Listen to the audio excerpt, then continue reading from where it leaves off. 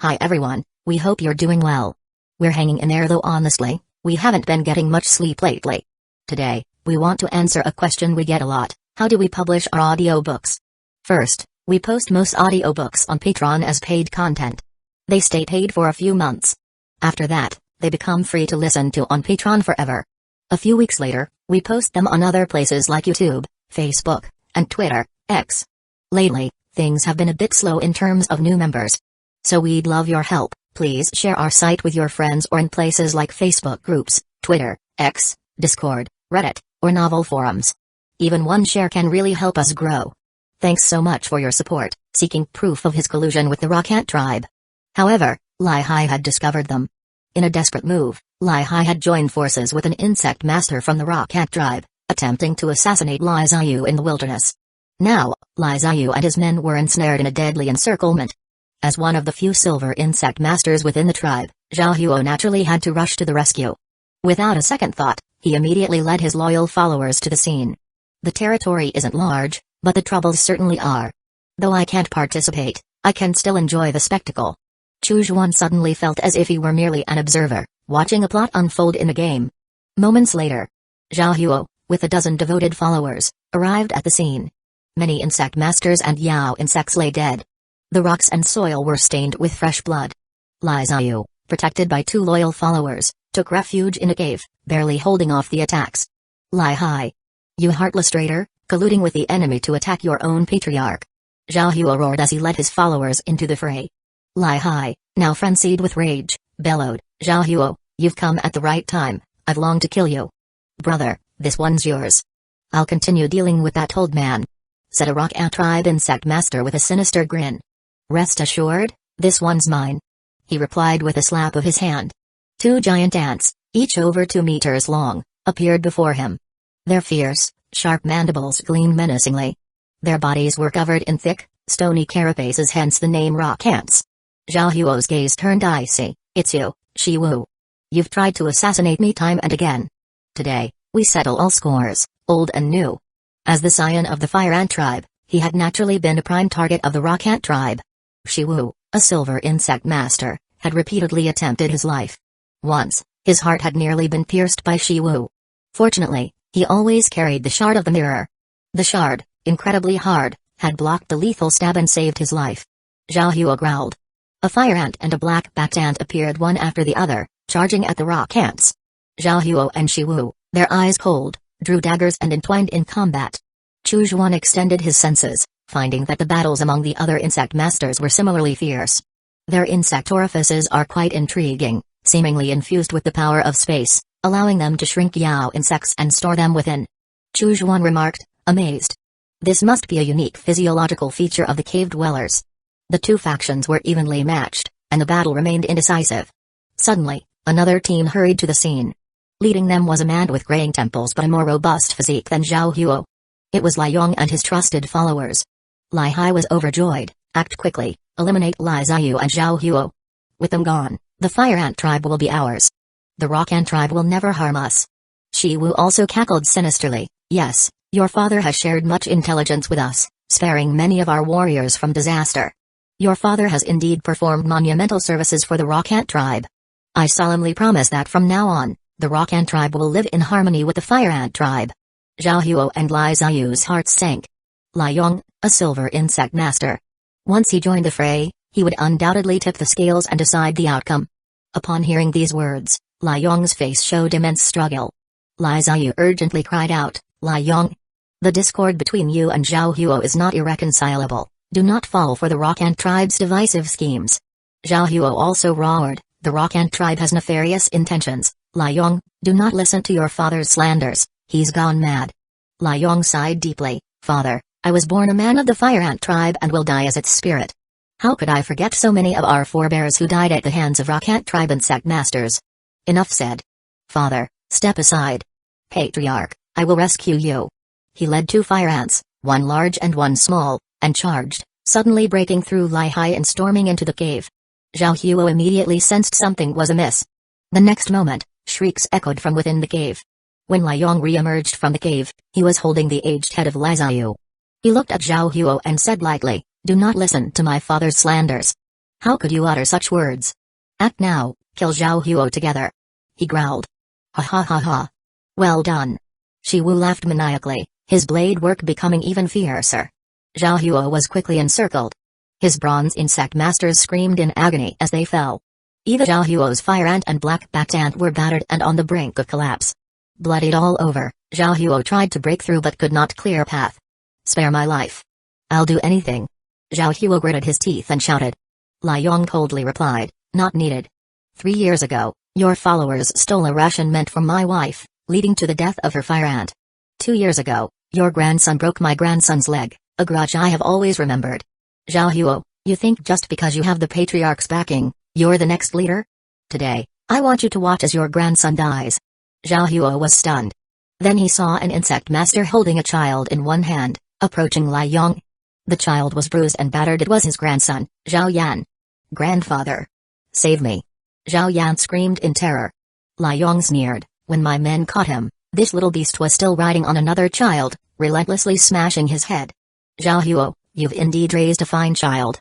Chapter 289, a fortuitous change of host. Zhao Huo roared in desperation, impossible. Stop talking nonsense. Put Yanner down, he's just a child. Lai Yong laughed uproariously, a child? The fault of the son is the teaching of the father. I will kill him, and then I will kill you. With that, his knife swept across swiftly. In an instant, fresh blood spurted from Zhao Yan's neck as he collapsed to the ground.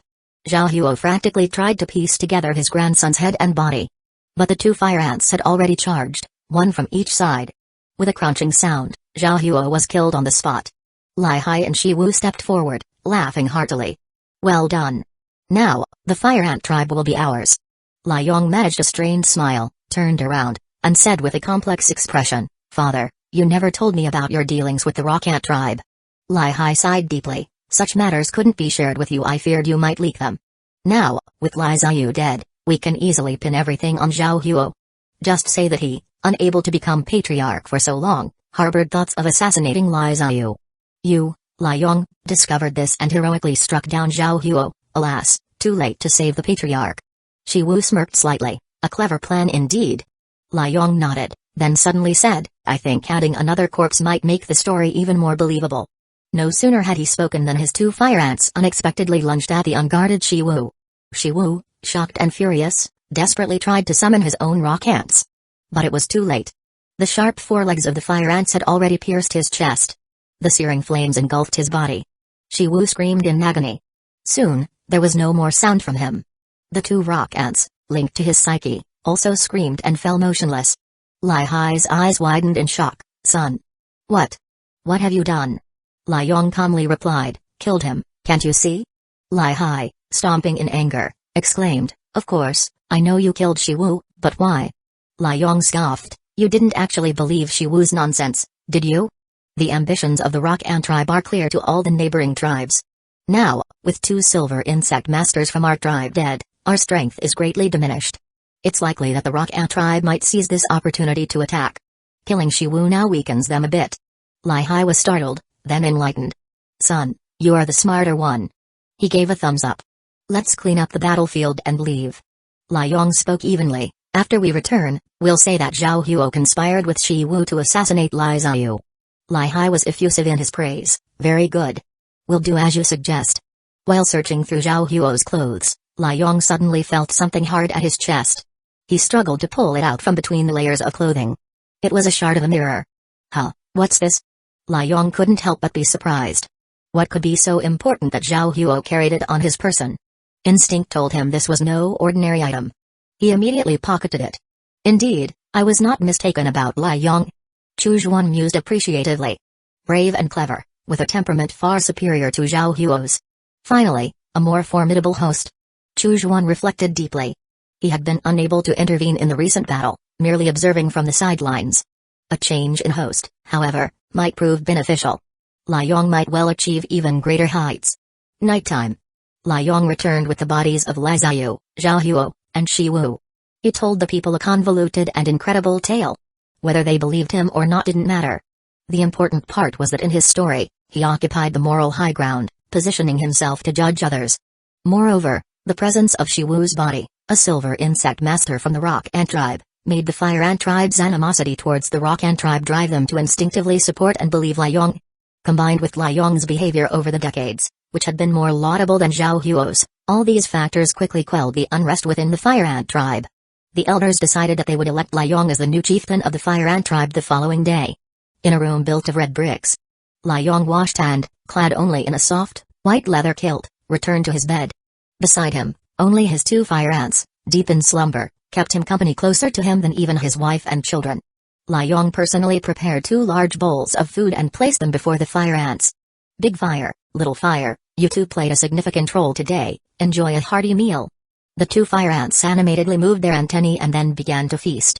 Lai Yong smiled faintly. The larger of the 2 fire ants had been with him since he was 15. This fire ant was fiercer and stronger than its siblings, and its flames were hotter and more intense. Lai Yong often marveled at his luck in selecting the best ant egg back then. Ah, the mirror shard from Zhao Huo. Lai Yong seemed to remember something. He walked over to the table and picked up a shard of mirror with 2 fingers. He reclined on the bed, examining the shard closely, but could see nothing unusual about it. Is it just my imagination? Is this merely an ordinary piece of mirror? He was about to set the mirror shard down when suddenly, Chu Zhuan's consciousness condensed into words, which appeared on the surface of the mirror. Orifice opening scripture. Lai Yong noticed the lines of text. He was initially stunned, then his expression turned to one of ecstatic delight. This scripture promised the opening of an additional insect orifice upon cultivation. No wonder Zhao Huo had been able to open 2 insect orifices. It had been with the aid of this orifice opening scripture. I already possess 2 insect orifices. If I can open another, that will make 3 insect orifices. Lai Yong mused.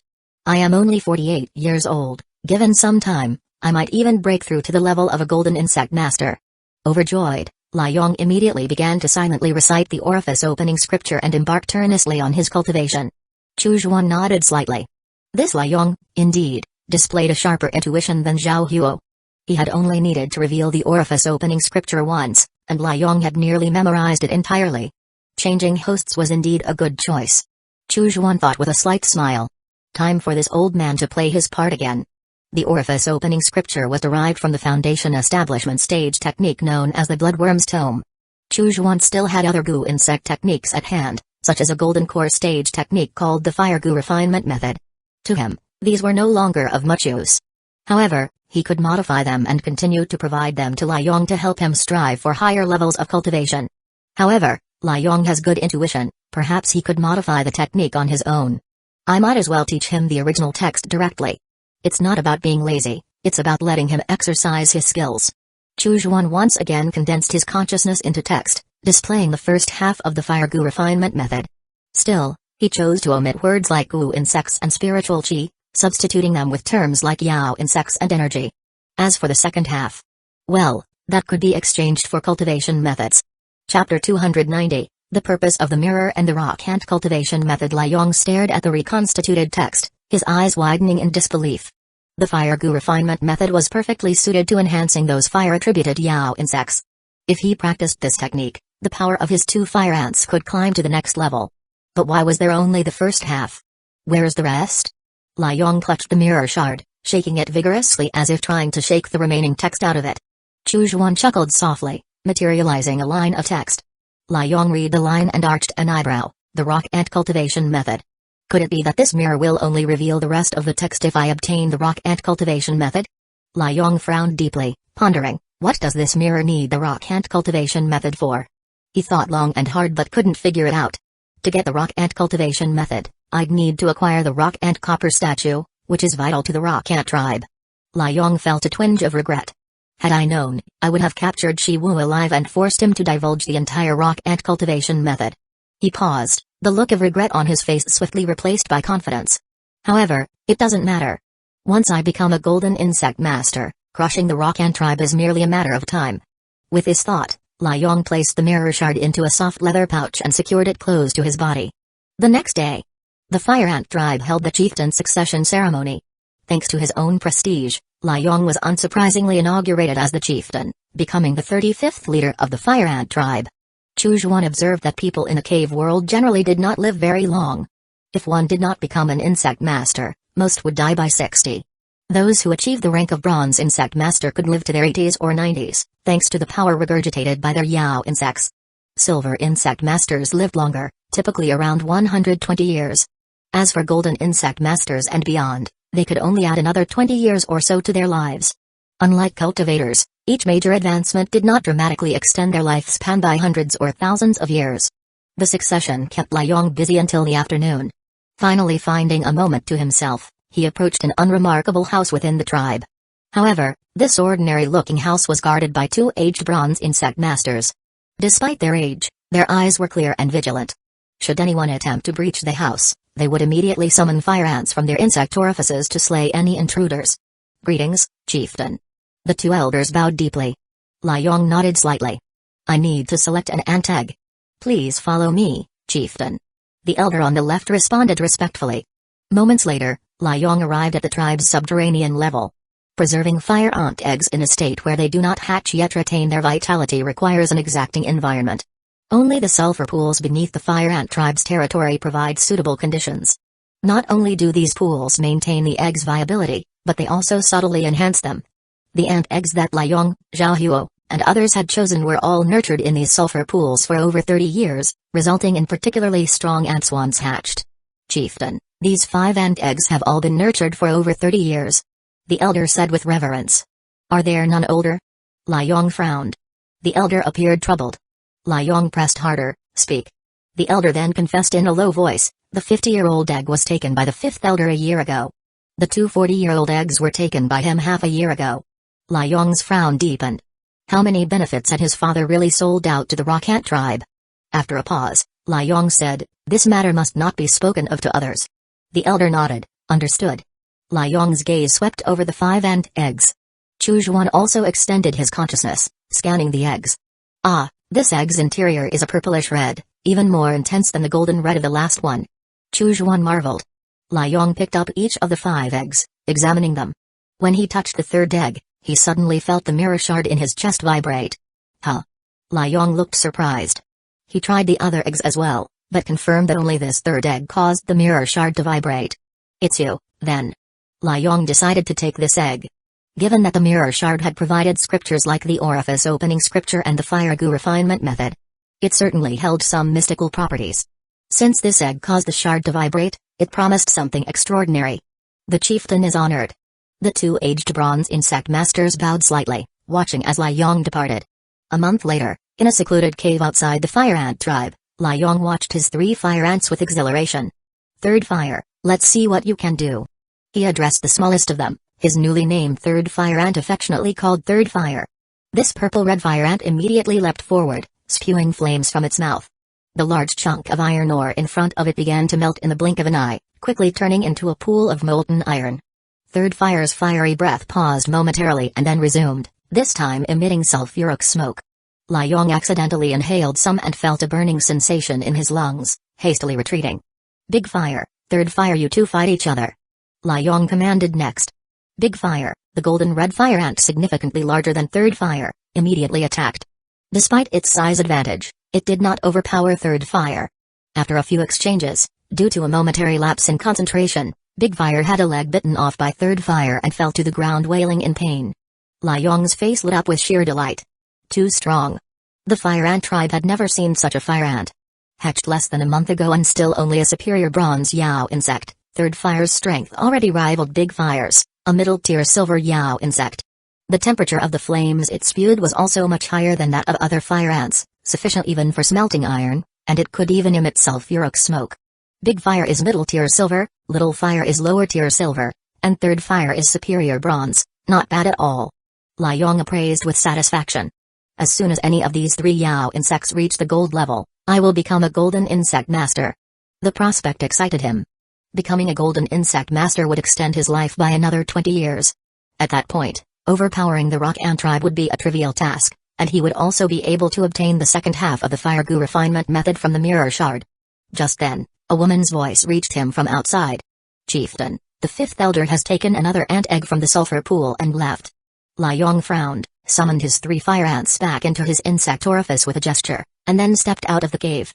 Chapter 291, The tribe's hero. Outside the cave stood a strikingly attractive woman. Her visage was enchanting, adorned in a blue leather jacket and skirt that impeccably outlined her slender, willowy figure. The woman, named Lai Jing, was the granddaughter of the former tribal chief Lai Xiu, her mother being Lai Xiu's eldest daughter, Lai Jia. After he succeeded as chief, in order to stabilize the tribe, he took Lai Jing as his wife. Lai Jing was both intelligent and beautiful, worshipping him deeply and devoted without question. However, truth be told, Lai Yong did not favor such women. He was a traditional man, preferring the blessings of many children. Therefore, he favored women suited for childbirth, indifferent to their appearances. After all, in the dark, all looked the same. Lai Hai's recent behavior had been quite suspicious, and so he had entrusted Lai Jing with the task of surveilling Lai Hai. "Where are Chen He and the others?" Lai Yong inquired further. "They are all ready, awaiting only the chief's command." Lai Jing responded respectfully. "Good, tell them to depart immediately and rendezvous with me." Lai Yong commanded sternly. "Yes." Moments later. In a hidden cave on the eastern side of the Fire Ant tribe. The ground here was carpeted with soft insect skins. Lai Hai excitedly held a child in each arm, both around 4 or 5 years old. Beside him stood a woman, still charming in her own right. Wonderful. Truly wonderful. These children have inherited my talents, taming the great earthworms at such a young age. Their futures are boundlessly promising. These fire ant eggs I brought you, take good care of them, they are for the children to use in the future. The woman, covering her mouth, laughed softly. "Rest assured. I think it's all thanks to your vigorous vitality that the children are so gifted." Lai Hai, proudly thumping his robust chest, chuckled, Hey, I am naturally so. Each morning, as strong as a pillar." The woman giggled in disbelief. "I don't believe you." With a swift move, he mounted her. "Then let me show you what I'm capable of." She burst into playful laughter, attempting to push him away. Yet, it seemed more like a coy invitation. Inside the small cave, 2 bodies ignited like dry tinder, suddenly bursting into flames. It sounds like footsteps. After a while, drenched in fragrant sweat, the woman suddenly heard something. Lai Hai, still vigorously at work, dismissed it. "This place is very secluded, it's impossible for anyone to be here." The more she listened, the more uneasy she felt, quickly rising to peer outside. To her shock, several robust figures were approaching. She let out a sharp scream, hastily wrapping herself in the insect skin. "Dad, you really gave me a hard time finding you." Lai Yong's voice, sharp with clenched teeth, suddenly filled the air. Hearing this familiar voice, Lai Hai's courage shrank suddenly. He turned around abruptly to see his son, the tribal chief. Younger, what are you doing here?" Lai Hai managed an awkward smile. Lai Yong coldly stated, "Had I not come, you would have squandered the tribe, old man. This woman, named Shizin, is the daughter of the 4th elder of the Rock Ant tribe." Lai Yong's gaze swept past Lai Hai and Shizin, landing on the 2 children curled up in the corner of the cave. His frame even seemed to tremble at this moment. The centuries-old feud between the Fire Ant tribe and the Rock Ant tribe lay before him. His own father had united with a woman from the Rock Ant tribe. And had children. No wonder he wanted to take the ant eggs from the sulfur pool. It was all to nurture these bastards. At this moment, Lai Yong was beside himself with rage. He had only heard of prodigal sons, never imagining his own father would turn out to be a prodigal father. Lai Hai's face turned ashen. He fell to his knees with a thud, grasping Lai Yong's thighs. "Younger, listen to me. Let me explain. It was just a moment of folly." Lai Yong took a deep breath, kicking Lai Hai away in disgust. With a grand gesture, he commanded, "Seize Lai Hai. And Shizin of the Rock Ant tribe, along with these 2 bastards, arrest them all." "Yes." His 3 trusted insect masters surged forward. Shizin summoned her Yao insect, attempting to resist. But in the blink of an eye, her Yao insect was slain. Lai Hai was terrified. My son, what are you doing? You're not going to kill me, are you?" Lai Yong inhaled deeply. After a long moment, he spoke coldly. "You went out searching for Yao insects and accidentally found 2 abandoned orphans. You wanted to bring the orphans back to the tribe, but you were attacked by Shizin and other insect masters of the Rock Ant tribe. You fought bravely, killed Shizin, but were mortally wounded in the process, and we arrived to find you already dead. You are the hero of the tribe, but only in death can you become one. Father, it's time to go." Lai Hai, wide-eyed and speechless, my son, you." Thwack! A sharp dagger slashed through Lai Hai's neck. Warm blood spurted out, splashing Lai Yong. Chen He stepped forward, respectfully saying, "Chief, these 2 children." Lai Yong watched them for a long while, finally suppressing his killing intent. "Take them back. From now on, they shall be my adopted sons." "Yes." Chen He nodded respectfully. Chu Zhuan witnessed everything. He nodded in approval. Such resolute, Righteous severance of kinship was rare indeed. This Lai Yong was indeed made of the stuff of greatness. The news of Lai Hai's death spread throughout the tribe, and the people of the Fire Ant tribe were stirred to fury. Everyone was ready to strike, roaring with anger, eager to invade the Rock Ant tribe and avenge their chieftain's father. Everyone looked to Lai Yong, awaiting the words from him. Amidst the expectant gazes of his furious tribespeople, Lai Yong spoke thunderously, "To war! The Fire Ant tribe and the Rock Ant tribe, to war!" Roar after roar. The roaring echoed unceasingly across the vault of the cave. War! War! War! Lai Yong looked at the people whose rage he had incited and nodded in satisfaction. The former chieftain, Lai Xiao, had endured the Rock Ant tribe's suppression for over 40 years, swallowing his pride and quietly strengthening his tribe. Internally, he had improved the treatment of the young with the insect orifice, meticulously protecting them from assassinations by the Rock Ant tribe. He had spent the tribe's accumulated reserves to expand the sulfur pool and enhance the ant eggs. Externally, he gathered all intelligence on the Rock Ant tribe. He did his utmost to sow discord between the Rock Ant tribe and the other smaller tribes. This strategy exhausted the Rock Ant tribe, preventing them from focusing all their efforts against the Fire Ant tribe. Although it was his hand that had slain Lai Xiao, his respect for Lai Xiao remained undiminished in his heart. Now, he would carry forward Lai Xiao's legacy and flatten the Rock Ant tribe. The war between the Fire Ant tribe and the Rock Ant tribe concluded much quicker than Chu Zhuan had anticipated. The Rock Ant tribe, though abundant in silver insect masters, was beset on all sides by enemies. The surrounding smaller tribes had long disdained the Rock Ant tribe's tyrannical behavior. However, no one had taken the initiative to call them out. Now that the Fire Ant tribe had stood up, they quickly found widespread support. 3 out of the 4 surrounding smaller tribes backed the Fire Ant tribe. The remaining one had been a vassal of the Rock Ant tribe. Seeing the Rock Ant tribe in retreat, they switched sides and provided Lai Yong with a secret passage into the heart of the Rock Ant tribe. Thus, within just a month, the Fire Ant tribe steamrolled over the Rock Ant tribe. The aggressive are doomed to destruction, while those who forget more are in peril. Clearly, the Rock Ant tribe belonged to the former category. Of course, to Chu Zhuan, these intertribal conflicts seemed no different from village brawls. What really interested him was the method of cultivation. Chapter 292, 2 Life Ghosts at Night. Lai Yong clutched a crystal stone, placing it atop a shard of mirror. This crystal, obtained from shattering a statue of the Rock Ant, contained the cultivation method of the Rock Ant. No reaction? Lai Yong looked puzzled. After a while, the latter half of the Fire Gu refinement method appeared on the surface of the mirror. Lai Yong couldn't help but be overjoyed. Success. With this secret technique, he could advance to the gold level sooner and extend his life by over 20 years. Chu Zhuan clicked his tongue in slight disappointment. This Rock Ant cultivation method, compared to the Fire Ants, was somewhat intricate, but not by much. Indeed, the Yao insect cultivation methods of these small tribes were inferior. Chu Zhuan once again focused his spiritual sense, and a line of text appeared on the surface of the mirror shard. Upon seeing this text, Lai Yong's eyes widened. Great Swallow Ant Method, Blade Ant Method. Devouring Thunder Ant Method? The mirror's appetite is too large, he exclaimed. The first 4 methods were exactly the Yao insect cultivation methods of the nearby small tribes. Although these methods were inferior, Chu Zhuan was still curious to see if they could provide him an insight. As for the next target, naturally, it was to acquire the Devouring Thunder Ant Method. Is this a method to extend life? Lai Yong gasped as another line of text appeared. The mirror can grant me a method to extend my life, but it requires various Yao insect cultivation methods. Suddenly, Lai Yong threw the mirror shard away. At this moment, he felt as though it was a demanding demon mirror. Initially, it required the Rock Ant cultivation method, and he had flattened the Rock Ant tribe to obtain it. Now it needed more. Even the Devouring Thunder Ant method. Was he supposed to flatten a medium-sized tribe next? But the mirror could grant him a method to extend his life. What about later? Would it want the Sacred Ant method from the Holy Ant tribe? Lai Yong paced anxiously back and forth in the room.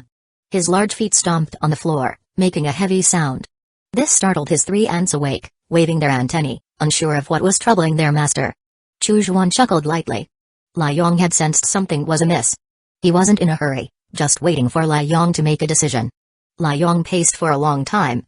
Finally, he returned to the mirror, murmuring to himself, "This demon mirror is too sinister. But I must grow stronger. I must live longer. I must become the strongest. What harm is there in a demon mirror, when it's but an inanimate object? As long as I control it, how can it influence my thoughts?" Lai Yong took a deep breath and returned the mirror shard to his pouch, keeping it close. Chu Zhuan nodded in approval. Not bad, not bad. It seems there's no need to change hosts for a while. Keep it up, young man. Looking forward to the day you defeat the Devouring Thunder Ant tribe and present the Devouring Thunder Ant method. Blue Star. Atop a small island in the Eastern Sea, there lay an unnamed islet which Chujuan had christened Black Tree Island. Here grew the tati tree. However, due to Chujuan's constant control over its development, the tati tree remained a mere sapling, never growing larger. Chujuan once again traded a jar of blood honey for a decade of lifespan, a satisfied sigh escaping his lips. Truly feeble, it wilted after just one use. Casually flinging aside the limp air root, he shook his head in disappointment. This tati tree could not frequently increase his lifespan. Such opportunities came but rarely. However, gaining 10 years of lifespan in a single instance was still quite favorable. Chujuan settled down right there to meditate and practice the Five Ghosts life-seizing method. This magic technique, driven by lifespan, had seldom been practiced by him due to a lack of leisure. Now, while waiting for Liuyang, was the perfect opportunity to cultivate this method. This technique could produce 5 life ghosts. The uses of life ghosts were manifold. The simplest application was to integrate them into spells, enhancing the spell's power. Additionally, they could reside within magic treasures, acting as temporary spirit entities. It is well known that magic treasures cannot naturally develop spirit entities, only spiritual tools used by deity transformation or astral projection cultivators stand a slim chance of developing such spirits. As for spirit treasures higher than spiritual tools, they only require careful nurturing to most likely develop spirits. Although life ghosts cannot unleash all the powers of a magic treasure like true spirit entities, their advantage lies in allowing the master to operate the magic treasure without expending too much spiritual sense. This allows more spiritual sense to be used for controlling other magic treasures. Chujuan's soul, refined by the soul-cleaning golden rain, had long surpassed that of his peers in the same realm. The origin of his spiritual sense stemmed from his soul. Thus, his spiritual sense was equally formidable. However, the entity's 2 arms, 4 arms, and who habitually occupied a significant portion of Chujuan's mental focus. Yet even under such conditions, he was still capable of simultaneously manipulating 5 magical treasures. This was in addition to the evil soul chain, which did not count, as it was controlled by Hueco. Should the life ghost also be enlisted, the number of magical treasures he could command at once would further increase. In battles of sorcery, while others engaged in duels of spells, he waged wars with treasures. Crafting the first life ghost was not challenging. It merely required capturing a living soul and using a decade of lifespan as the medium to create one. However, crafting a second life ghost required 20 years of lifespan. Naturally, the abilities of the second ghost surpassed those of the first. According to the 5 Ghosts life-seizing method, each subsequent ghost was significantly stronger than its predecessor, though at a greater cost of lifespan. Soon, a shriveled little ghost, black and loathsome, appeared beside Chujuan. This figure, distasteful to behold, was the life ghost. Such spirits did not exist naturally. Instead, they were forged through secret demonic rites, born to serve the demon cultivators. Go, control the icy sun crossbow. Chujuan commanded as he cast the icy sun crossbow to the ghost. The life ghost swiveled its eyes and immediately merged with it. Soon after, Chujuan felt relieved from expending much spiritual sense on the crossbow. With just a thought, the life ghost would launch attacks at the target. Deciding to make good use of his resources, Chujuan expended 20 years of lifespan to craft a second life ghost. Thus, both icy sun crossbows were ghost-operated, freeing him to control other magical treasures. For now, let's craft 2 life ghosts. From the 3rd one onward, a Ghost King's essence is required for crafting. Would the 4th then necessitate a Great Ghost King, a tier above? This technique must indeed be the precursor to some far more formidable arts. Chujuan pondered, stowing away the 5 Ghosts life-seizing method thoughtfully. Enemies slain by a life ghost have their lifespans seized by it, subsequently nourishing me. That's indeed advantageous. Truly, this is making full use of every resource. With this thought, Chujuan smiled slightly. As a demonic cultivator, how could one not manage resources frugally? Chapter 293, this time, let them come to us in the blink of an eye. 10 years had passed in the cavernous world. Liuyang had naturally progressed into the ranks of a gold insect master. Yet, he did not make a show of his advancement. Instead, he quietly annexed the smaller tribes surrounding the fire ant tribe. Continuously, he amassed power. He had once contemplated whether he could acquire the cultivation method of the devouring thunder ants by joining their tribe. But this thought was quickly dismissed. For he cultivated the fire ant method. Unless he killed his 3 fire ants and started anew with devouring thunder ants, acquiring their cultivation method was impossible. He also considered capturing an insect master from the Devouring Thunder Ant tribe and forcing the method out of them.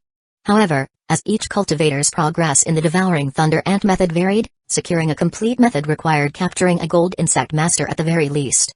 The Devouring Thunder Ant tribe, being a mid-sized tribe, meant its insect masters were significantly stronger than those of equivalent rank from smaller tribes. Strong as he was, Lai Yong did not believe he could capture a gold insect master from the Devouring Thunder Ant tribe with absolute certainty. His only path forward was to continue accumulating power, flatten the Devouring Thunder Ant tribe, destroy their bronze statues, and obtain their cultivation method. To accelerate this process, Lai Yong imparted the orifice opening scripture to his trusted subordinates, allowing them to cultivate it as well. Thus, the high-end combat power of the Fire Ant tribe would increase. The emergence of more gold insect masters was only a matter of time. To Lai Yong's knowledge, the Devouring Thunder Ant tribe had only 3 gold insect masters with peak combat abilities. As soon as more gold insect masters arose within the Fire Ant tribe, they could crush them. Time swiftly flowed, and another decade passed. The power of the Fire Ant tribe had expanded tremendously. Extremely restrained, Lai Yong faced the insect masters from the Devouring Thunder Ant tribe who came annually to collect taxes, always swallowing his pride and concealing his strength. After 10 years, Lai Yong had ascended to the upper echelons of gold insect masters. 3 more gold insect masters had emerged in the Fire Ant tribe. Moreover, there were as many as 20 silver insect masters. As for the lowest-ranked bronze insect masters, their numbers had surpassed 500. With such a scale of insect masters, they were more than capable of steamrolling over the Devouring Thunder Ant tribe. The Fire Ant tribe. Lai Yong tightened his insect skin coat around him. Flanked by 2 trusted aides. Now 78 years old. Though ascending to Gold Insect Master had added a decade or 2 to his lifespan, who would complain about living longer? Naturally, the more, the better. He aimed to achieve the greatest feats within his lifetime. It's the end of the year again, isn't it? Lai Yong remarked casually. Yes, within a few days we need to deliver the tribute to the Devouring Thunder Ant tribe. Chen He, his left-hand confidant, whispered back. Let's not deliver it this time, let them come and collect it themselves. Lai Yong said calmly. Chen He paused, then quickly grasped Lai Yong's intent, nodding, yes. It was a tradition in the cavernous world that small tribes paid tribute to mid-sized tribes. No small tribe had ever dared to defy this. After annihilating tribes such as the Rock Ant tribe, the Fire Ant tribe had even pretended these tribes were still around, paying their tributes as well. Had it not been for this burdensome tribute, the Fire Ant tribe might have amassed enough strength 5 years earlier. Is your son prepared? Lai Yong asked evenly. He is ready. It is his honor to contribute to the tribe. Chen He replied gravely. Lai Yong nodded slightly. As expected, this time, having not paid the tribute. 8 days later, an insect master from the Devouring Thunder Ant tribe arrived personally. This silver insect master, accompanied by 3 bronze insect masters, strode haughtily into the Fire Ant tribe. Standing at the gate, he bellowed, I am Lei Jia from the Devouring Thunder Ant tribe. Where is the chieftain of your Fire Ant tribe? Let him come forth. Why hasn't this year's tribute been delivered? And what about the Rock Ant tribe, the Great Swallow Ant tribe? Why haven't they delivered their tributes either? With a creak, the grand gates of the Fire Ant tribe swung open with a thunderous sound. Lai Yong, flanked by his confidants, strode out briskly. Lei Jia, observing Lai Yong's imposing march, suddenly felt a chill. It was strange. He only felt such a presence when facing tribal leaders and the like. Yet here was the chieftain of a small tribe, emanating such an astonishing aura. Lei Jia scoffed coldly, you are the chieftain of the Fire Ant tribe? I ask you, where is this year's tribute? Lai Yong sighed, this year the harvest was poor, we truly couldn't gather enough for the tribute. The Fire Ant tribe was known for its production of sulfur and blood pearl rice. Thus, their annual tribute was measured in these commodities. Lei Jia frowned deeply, unacceptable. It doesn't matter if you have nothing to eat, the tribute must be delivered in full. Lai Yong's face was etched with worry, we really don't have any. Lei Jia's expression turned icy, none? He growled lowly. Instantly, 2 devouring thunder ants appeared menacingly by his side. Seeing this, the insect masters behind him also summoned their respective devouring thunder ants. The insect masters beside Lai Yong tensed and subconsciously called forth their fire ants. The situation became tense in an instant. However, Lei Jia and his companions devouring thunder ants, evidently well fed, boasted gleaming carapaces and sharp mandibles. In contrast, the fire ants appeared somewhat inferior. This was the inherent disparity between a mid-sized tribe and a small tribe. Lei Jia sneered, oh? Should I take it that you wish to defy the tribute? Resist the orders of the devouring thunder ant tribe? Li Yong's expression was one of grief and indignation. Why would you say that? I have always held the Devouring Thunder Ant tribe in the highest regard. Pointing at the insect masters behind him, Lei Jia demanded, then make them withdraw their insects immediately. Daring to reveal your insects in my presence is seeking death. Li Yong took a deep breath and sighed deeply. Withdraw them. All of you, withdraw. But chief. A young insect master clenched his fists. Li Yong roared, no buts, withdraw. Chang'e, you too. Reluctantly, the insect masters of the Fire Ant tribe withdrew their insects, each of them seething with anger. Lei Jia let out a mocking laugh. That's more like it. Remember, the orders of the Devouring Thunder Ant tribe are supreme decrees. Even the words of the Holy Ant tribe have no sway on our turf. Pointing at Chang'e who had just spoken, Lei Jia sneered, you just spoke disrespectfully to me, kneel down. Chang'e's face flushed with rage, you wish. Li Yong bellowed, kneel. Chang'e stiffened his neck, stubbornly refusing to kneel. Lei Jia sneered, fine, you won't kneel, huh? He swiftly pulled out the whip from his waist and lashed out fiercely. Crack. A shocking streak of blood immediately appeared on Chang'e's face. Chang'e was sent flying by the force of the blow. Someone moved to help him up. Lei Jia scoffed coldly, I'd like to see who dares help him. Anyone who does shares his guilt. The people of the Fire Ant tribe, suppressing their rage, dared not reach out. Lei Jia raised his whip again, striking fiercely. Crack. Crack. One lash after another. Bloodstains appeared continuously on Chang'e's body. Only when Lei Jia had his fill did he finally retract his whip, stating indifferently, I'll give you another month. No matter what, the tribute must be complete. Before he could finish, an elderly woman suddenly cried out, child. Say something. What's wrong with you? She held Chang'e, weeping bitterly. Yet, the young man showed no response. He appeared to be dead. Chapter 294, Live for Ourselves. Overthrow the Devouring Thunder Ant tribe. Lei Jia was taken aback. Li Yong's face suddenly changed color, and he immediately knelt to check on Chang'e. He placed his fingers under Chang'e's nose, but he found no breath. He's dead. He's dead. It's all Lei Jia's fault, he beat Chang'e to death. Kill him. Kill him. Suddenly, someone shouted loudly. In an instant, voices erupted like rolling thunder. The people of the Fire Ant tribe glared at Lei Jia, the man who had killed Chang'e before their very eyes. Li Yong clenched his fists, as if suppressing a towering rage. Lei Jia. Even if we couldn't pay the tribute on time, was there any need to kill a child? He was only 16 this year, having just celebrated his insect orifice ceremony. How could you, an insect master of the Devouring Thunder Ant tribe, commit such an act? Lei Jia's face turned pale, and he instinctively stepped back. He looked down at his hands. Impossible. He had always known his own strength. The whipping was meant only to vent his dissatisfaction and to serve as a warning to others. He had not intended to actually kill the young man named Chang'e. Lei Jia vaguely felt that something was amiss, yet he couldn't pinpoint what it was. Lei Jia was uneasy. There must be some misunderstanding here. I was very measured with my strike, he couldn't possibly be dead. Li Yong tightened his fists. Are you suggesting that my Fire Ant tribe would use the death of a promising young child to slander and frame you? Lei Jia was at a loss for words. That seemed unlikely as well. Kill him. Kill him. A stone suddenly flew, striking Lei Jia on the head. Kill this mongrel. Avenge Chang'e. The Devouring Thunder Ant tribe has always oppressed us. Overthrow the Devouring Thunder Ant tribe. We must live for ourselves. The crowd erupted with even louder voices. Lei Jia's complexion turned even paler. He retreated continuously. There must be some misunderstanding. Let's talk this over. Your tribute can be delayed. I'll personally speak to the tribal leader. Li Yong roared, no amount of delayed tribute can bring Chang'e back. You deserve to die. As soon as the words left his mouth, two fire ants leapt forward. Lei Jia hadn't even reacted before their sharp mandibles slashed across his neck.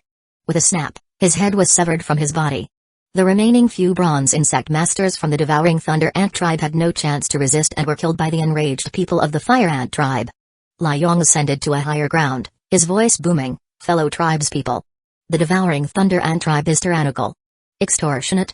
They disregard human life. They are corrupt to the core. We must not remain vassals of the Devouring Thunder Ant tribe, we must live for ourselves. His words echoed the sentiments of all the Fire Ant tribe people. Live for ourselves. Overthrow the Devouring Thunder Ant tribe. Their voices merged together, roaring like continuous thunder. Chu Zhuan, as an observer, witnessed the entirety of the Fire Ant tribe's war to annihilate the Devouring Thunder Ant tribe. From the outset, Lai Yong's strategy was one of blitzkrieg, a decapitation strike, to be precise. He lured the formidable insect masters of the Devouring Thunder Ant tribe to the fire ants and killed them. The Devouring Thunder Ant tribe, being a mid-sized tribe, had a very strong foundation. A prolonged war would undoubtedly be disadvantageous for the fire ant tribe. Thus, the quicker the fight, the better. Ideally, before the majority of the Devouring Thunder Ant tribe could react, all their gold insect masters would be killed in a swift, thunderous assault. Indeed, he succeeded. Long years of peace had left the Devouring Thunder Ant tribe complacent and decayed. Using the tribute as bait, Lai Yong gradually enticed the gold insect masters of the Devouring Thunder Ant tribe, who stormed in aggressively. These pampered masters, seldom engaging in combat even with their insects, were no match for Lai Yong. With the death of the gold insect masters, the Devouring Thunder Ant tribe was headless.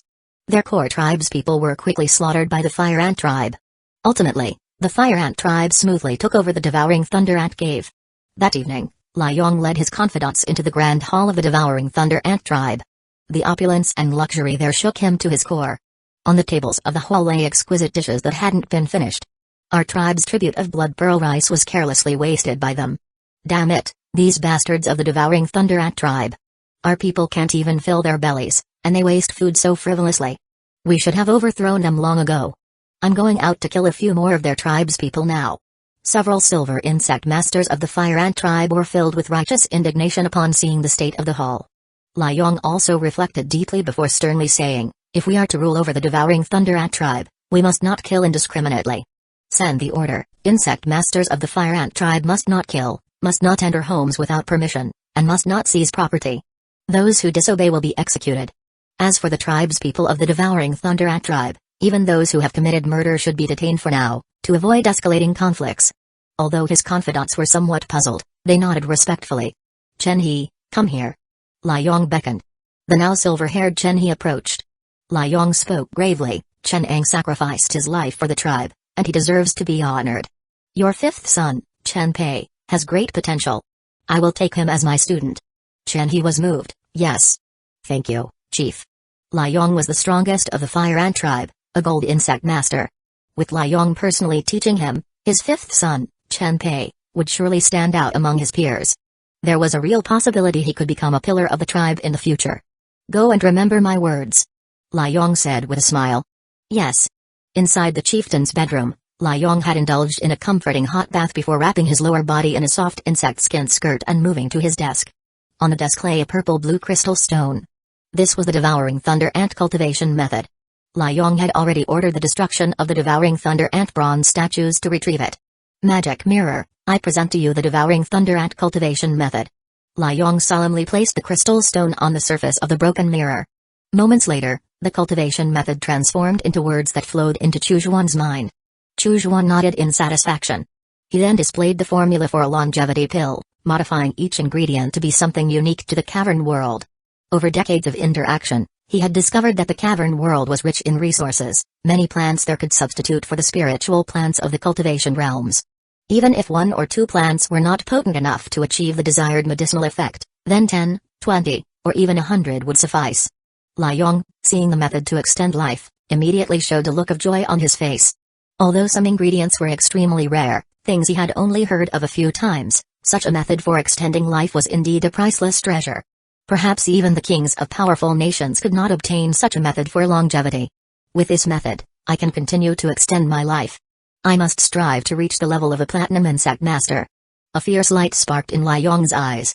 Chapter 295, Today's long need not be yesterday's long. This Devouring Thunder Ant cultivation method is quite remarkable. Chu Zhuan mused as he delved deeply into the technique, his mind achieving a moment of epiphany, sparking a sense of lateral thinking. The method employed by the Devouring Thunder Ant was akin to usurping the nest specifically. It took advantage of the small size of the Devouring Thunder Ant eggs to parasitize other ant eggs. When these parasitized eggs hatched, they initially appeared as their original species, such as the fire ant or blade ant. Step by step, the Devouring Thunder Ant would consume the nutrients of these host insects. When the time was ripe, the Devouring Thunder Ant would emerge, breaking out from within these hosts. The difficulty of the heavenly yin goo corpse technique lay in the discordance between the goo insects and the corpse puppets. Thinking along these lines, could one perhaps select a goo insect with similar habits to parasitize a living human body? Could this step-by-step transform the host into a goo corpse? Such goo insects were not rare. Perhaps one could go even further, using a corpse disguised as a living person to deceive the goo insects. This would ultimately allow the goo insect and the corpse puppet to merge perfectly, creating a true goo corpse. Chujuan couldn't help but praise his own ingenuity. That's exactly what he would do. Immediately, Chujuan returned to Mystic Azure Star. He tasked Wan Hun to find suitable goo insects for him. Wan Hun was highly efficient. Before long, he had procured 3 types of goo insects: blue tuft silk, marrow-sucking worm, and bone-swapping worm. Chujuan examined these 3 goo insects and, with a grand gesture, began the experimentation. After all, practice is the sole criterion for truth. His experiments required many volunteers. However, Chujuan only needed to snap his fingers, and immediately, numerous zombie volunteers came forth to contribute to his goo insect project. Chujuan did not let these volunteers' selfless contributions go to waste. In just 1 month, he successfully concluded his experiments. It was feasible. The most suitable goo insect was the blue tuft silk. This goo insect was quite unique. If one must make a comparison, Chujuan felt it somewhat straddled the line between insect and plant. It was extremely surreptitious. Once it entered a body, it could lie dormant for decades without ever harming its host. However, during its dormancy, the blue tuft silk continuously released a toxin. This toxin would gradually alter the host's body, hardening it. Eventually, the host would turn into a lifelike blue wooden sculpture. At that moment, the blue tuft silk truly revealed its fangs, beginning to devour the host's organs and flesh. Once it had consumed its fill, the blue tuft silk would drill a small hole through the host's skull and sprout bright blue flowers. Eventually, these flowers would release numerous spores. These spore worms would drift with the wind, seeking other unfortunate hosts to continue the propagation of the blue tuft silk. As for deceiving the blue tuft silk into thinking the corpse was a living person, Chujuan already had a plan in mind. What differentiates a corpse from a living person? A corpse lacks vitality, a living person possesses it. Therefore, the solution was to infuse the corpse with life. This was precisely the kind of task for which the genetic cube was perfect. Without hesitation, Chujuan inserted a genetic cube into Jin Zhao's body. He then implanted the blue tuft silk's eggs into Jin Zhao's chest. After that, all he needed to do was wait. It wouldn't take long for the goo corpse to emerge. The creation of the goo corpse happened faster than Chujuan had anticipated. Within a month, Jin Zhao's body had completely hardened, transforming into a blue wooden sculpture.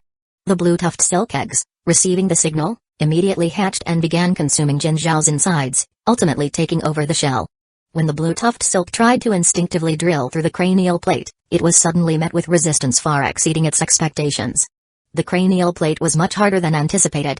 Confused, the blue tuft silk wondered how it was supposed to bloom and spread seeds. It attempted several times to drill through the eyes, nose, and mouth but failed each time. Chujuan, observing from the side, couldn't help but laugh.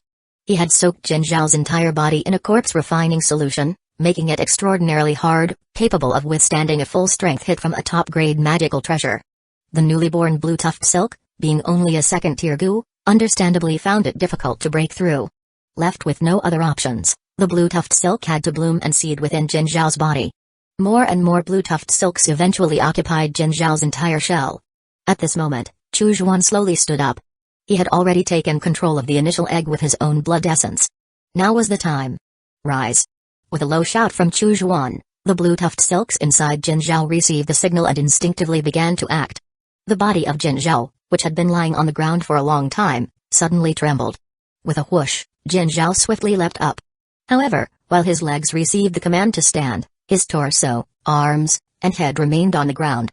The subsequent movements were also exceedingly strange, resembling the bizarre motions of some peculiar creature.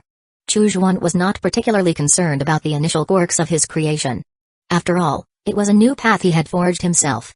Some initial issues were normal and could be fine-tuned over time. 10 days later, Chujuan observed the goo corpse, which moved with the ferocity of a storm, and a satisfied smile spread across his face. The goo corpse, freshly created, already possessed a level of a first-tier corpse king. Its talents were extraordinary, marking it as a top-tier corpse puppet. In addition to the 4 spells it inherently knew, it also carried 2 spells from the blue tuft silk. Go, play with it a bit. Chujuan commanded, gesturing with a wave of his hand. Hu charged forward in a burst, engaging the goo corpse in combat. Boom. Boom. Boom. Tremendous forces clashed. Remarkably, the goo corpse wasn't sent flying with a single punch, it merely staggered back several steps. Hu roared, again. Bang. Bang. Bang.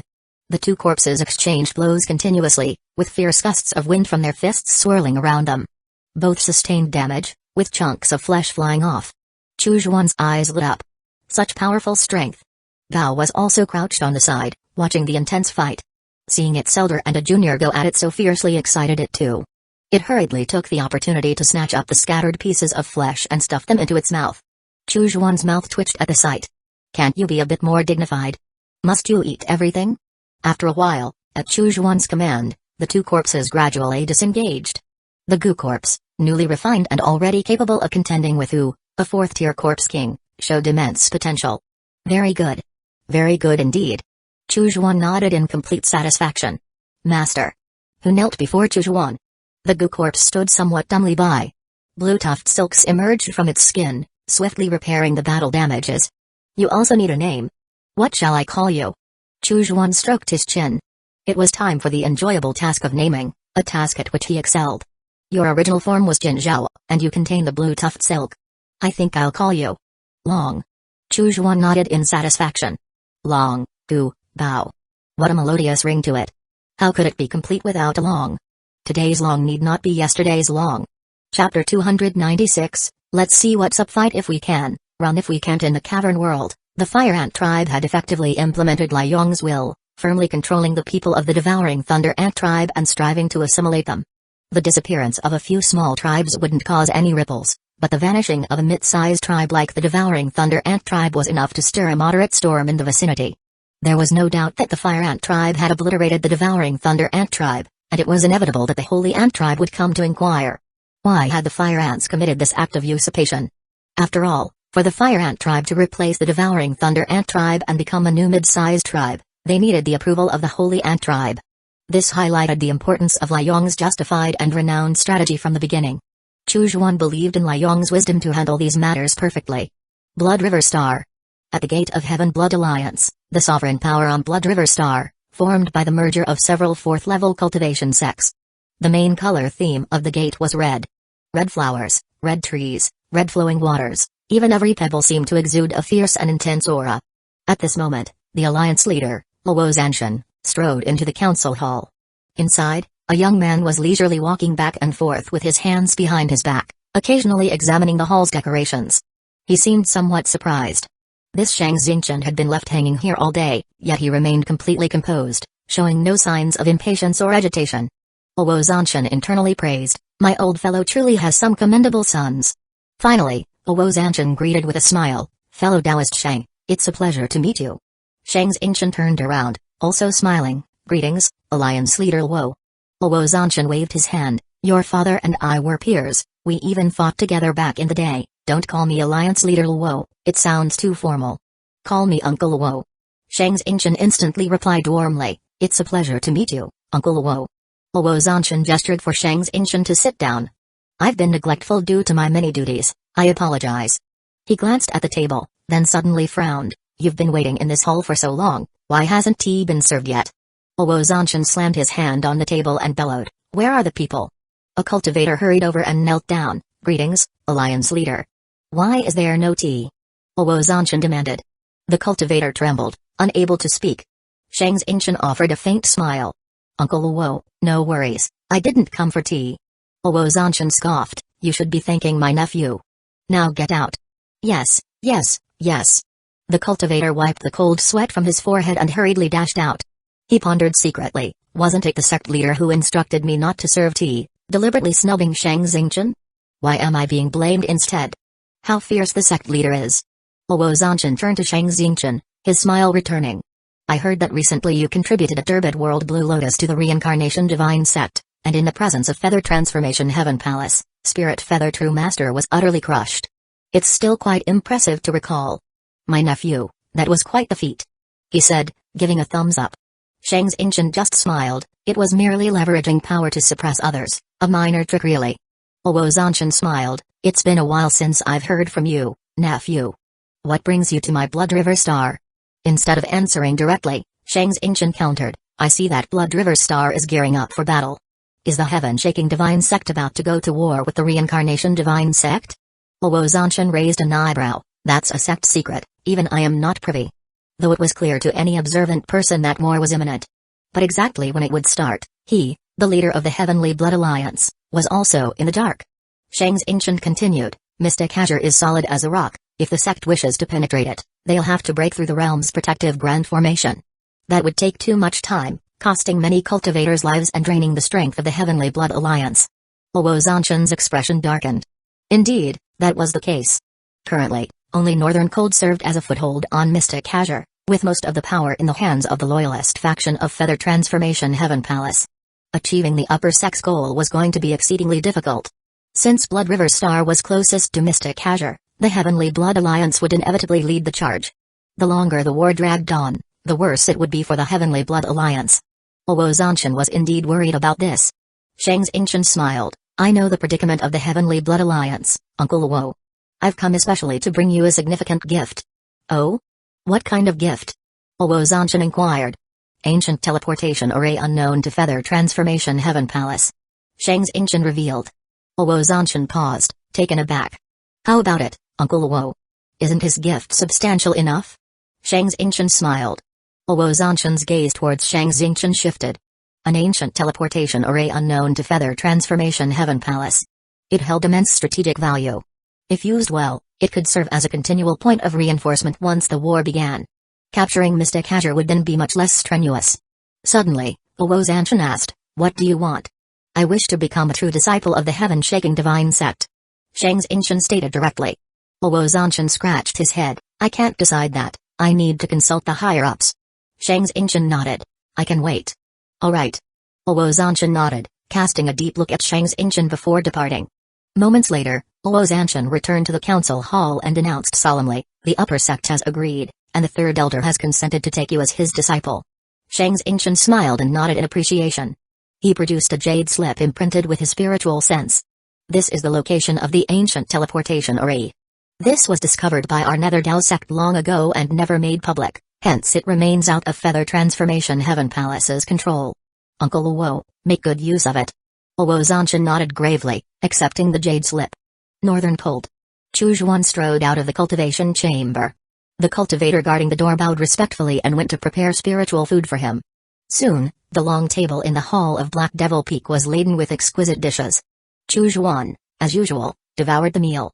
It's not as good as the spiritual food made by Zhu Ji, alas. He shook his head. The taste of this food paled in comparison to Zhu Ji's. Just then, he felt a tremor in his storage bag. He withdrew a communication jade, and Shi Junshan's voice immediately emitted from it. Fellow Taoist Lin, the Reincarnation Divine Sect has launched a surprise attack on our sect's deity Transformation Elder. The two sects have begun warring. Feather Transformation Heaven Palace will surely act soon. Fellow Taoist Lin, please be cautious. Our task is to prevent the full activation of the protective grand formation, to assist our sect's deity Transformation Elder. Chu Zhuan raised an eyebrow. After such a long wait, the battle had finally begun. So many will die in this conflict. He mused. A speck of dust from the air becomes a mountain for the common folk. Chu Zhuan pondered, let's see how things unfold. If possible, we'll fight, if not, we flee. After all, one must not put oneself in peril unnecessarily. Chapter 297, 4 against 1, the advantage is ours. On Feather Transformation Island, Zhao Kai held a communication jade, listening respectfully. A deep, resolute voice emanated from the jade. The heaven-shaking divine sect has launched a disgraceful surprise attack on our monks. The great war between the two sects has begun. The ancestor places great importance on Mystic Azure realm, and you are ordered to guard it at all costs. Zhao Kai responded reverently, Holy Son, rest assured, 4/5 of Mystic Azure is under our control, and those demon cultivators in Northern Cold can hardly make a difference. With our forces pressing forward, they will collapse without a fight. The voice from the jade belonged to Si Chu Kong, a saint son of the Reincarnation Divine Sect. Along with the now-deceased Leng Han Shuang, he was one of the Holy Sons.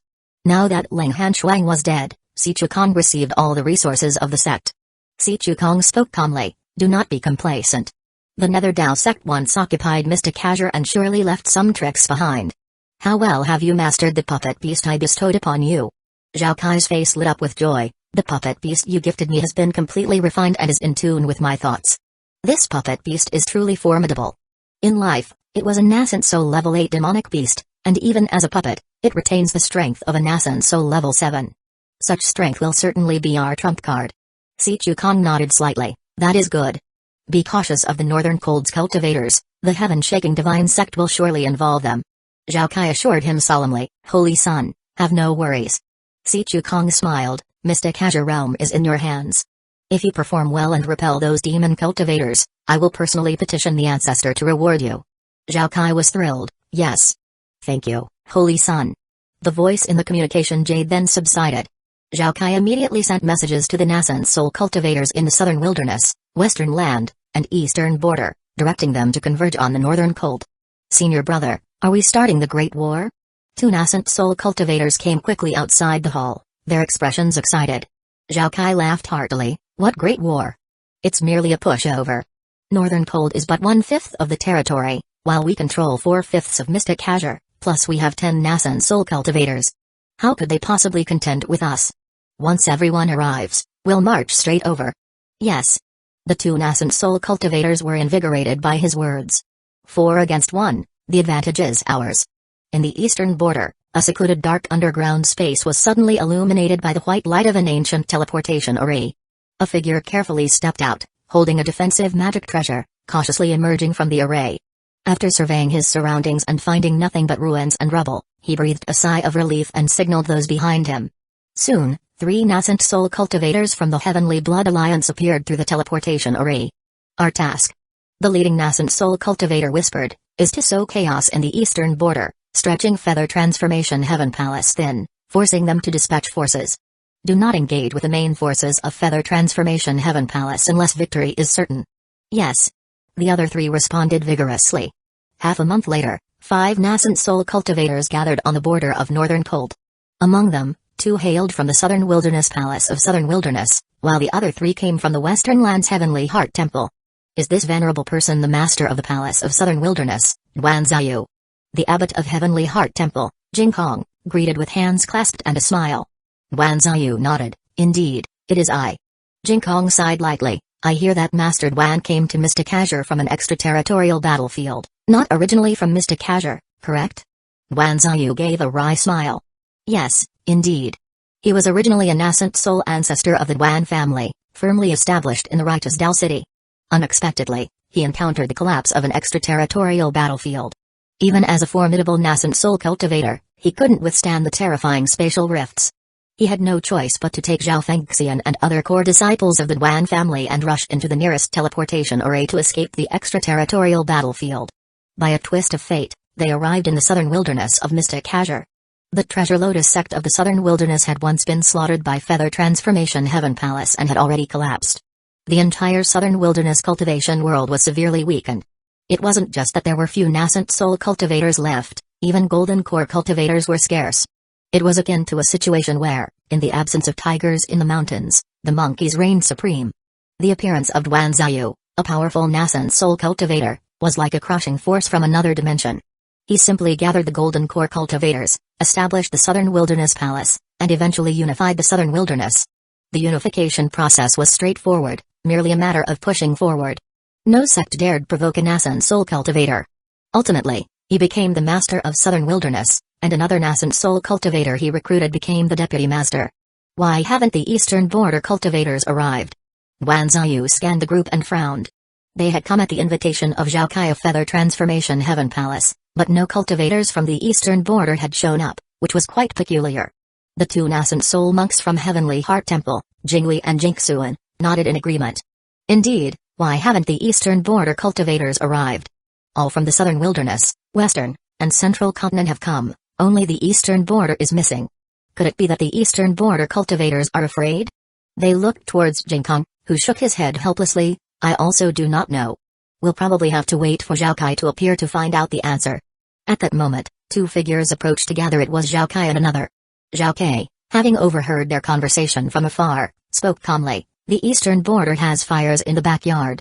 Likely the work of demon cultivators from the heaven-shaking divine sect. They are occupied with handling those demons and can't spare anyone. One of my junior brothers has gone to assist in the eastern border. Hearing this, the other nascent soul cultivators nodded in understanding, so that's what happened. Jingkong expressed his concern, but now, we only have 7 nascent soul cultivators, not 10. Is this force sufficient to contend with the demon cultivators of Northern Cold? Zhao Kai laughed heartily, Venerable Jingkong worries too much. I have thoroughly investigated the situation in Northern Cold. He began counting on his fingers. Northern Cold has only 4 nascent soul cultivators.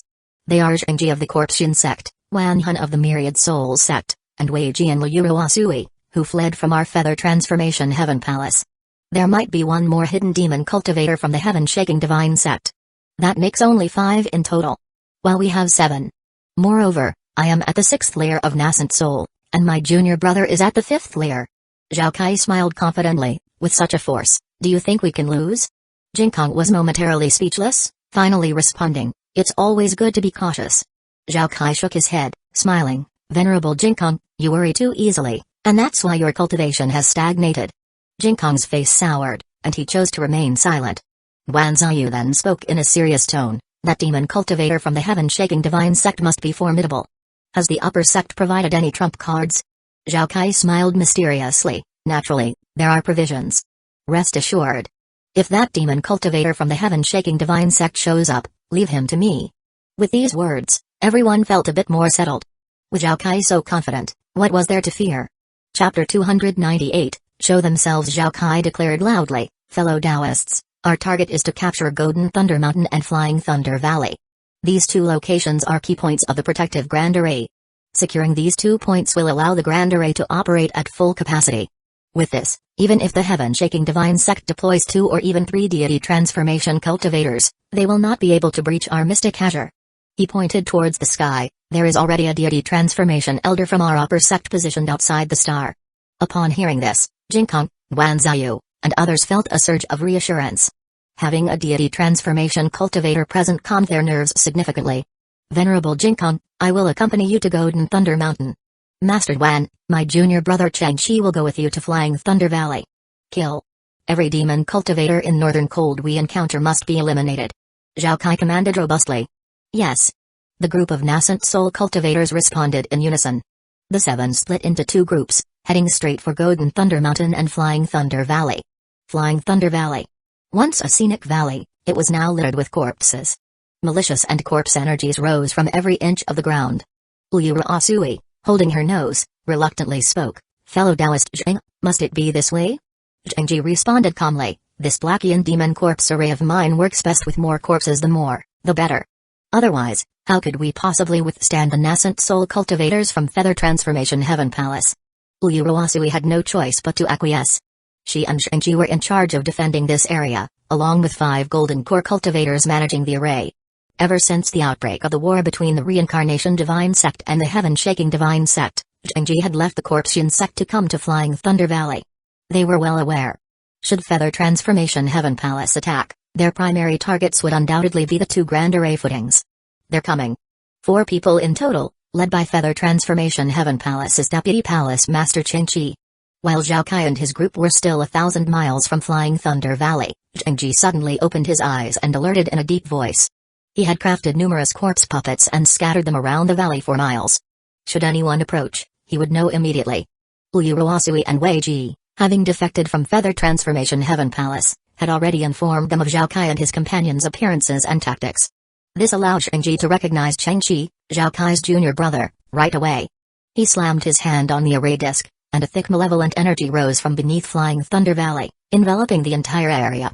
This was the mid-grade nascent soul level array he had prepared in advance, the Blackian Demon Corpse Array.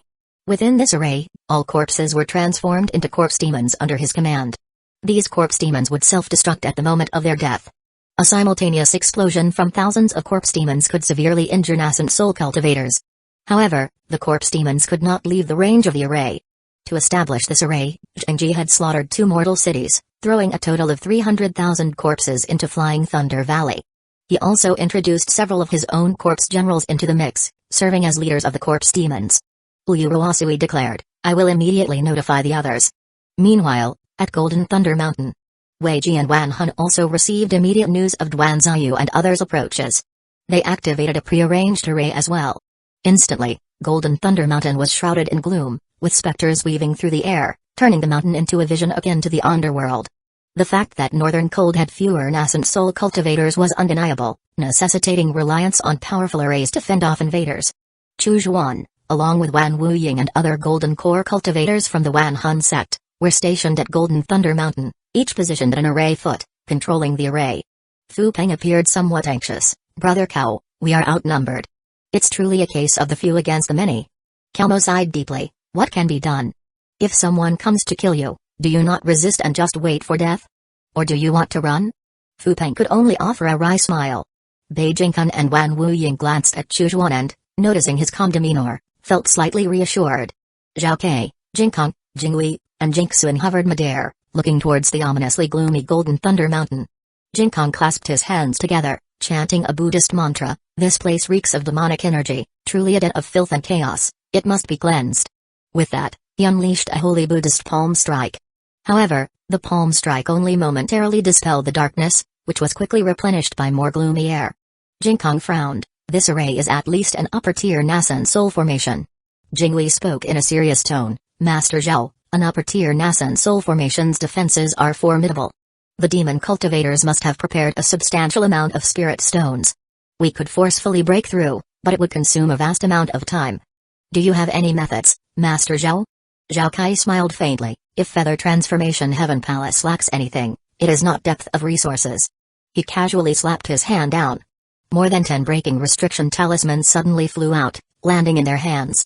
These talismans were specifically designed to break nascent soul-level formations. Heavenly Heart Temple, being a 4th-tier cultivation sect, could at most possess 1 or 2 such talismans, treated like precious treasures. But Feather Transformation Heaven Palace was different, being a 5th-tier cultivation sect. When Zhao Kai and his group had attacked the 100 Refinements sect, they had used a large number of these talismans. Excellent. With these divine talismans, breaking the formation will be a breeze. Jingxuan exclaimed with great joy. Please proceed without hesitation, I will cover you. Zhao Kai declared loudly. Yes. The 3 monks shouted in unison, channeling their spiritual chi into the breaking restriction talismans and propelling them forward. The talismans struck Golden Thunder Mountain like meteors. Boom. The mountain's ominous aura was instantly halved. The array was damaged, causing considerable discomfort to Golden Core cultivators like Fu Peng and Bei Jingkun, who were stationed at the array's base. They felt as though they were struck by a massive hammer, with their inner energies roiling uncontrollably. Damn. So many breaking restriction talismans. Feather Transformation Heaven Palace is loaded. Fu Peng couldn't help cursing. Noticing that Chu Zhuan showed no intention of intervening, Wei Ji and Wan Hun exchanged glances and immediately took out their magic treasures to confront the attackers, determined not to let the enemy break the formation easily. Wei Ji, slightly stronger, took on Jingwei and Jingxuan, managing a 2-on-1 fight. Meanwhile, Wan Hun, controlling several ghost generals, encircled Jingkong. Zhao Kai stood with his hands behind his back, opting not to join the fray but instead scanning the surroundings, as if searching for someone. Chu Zhuan shook his head. This Zhao Kai was indeed cautious. If Zhao had rushed into the melee, Chu Zhuan could have taken the opportunity to launch a sneak attack, potentially inflicting severe damage.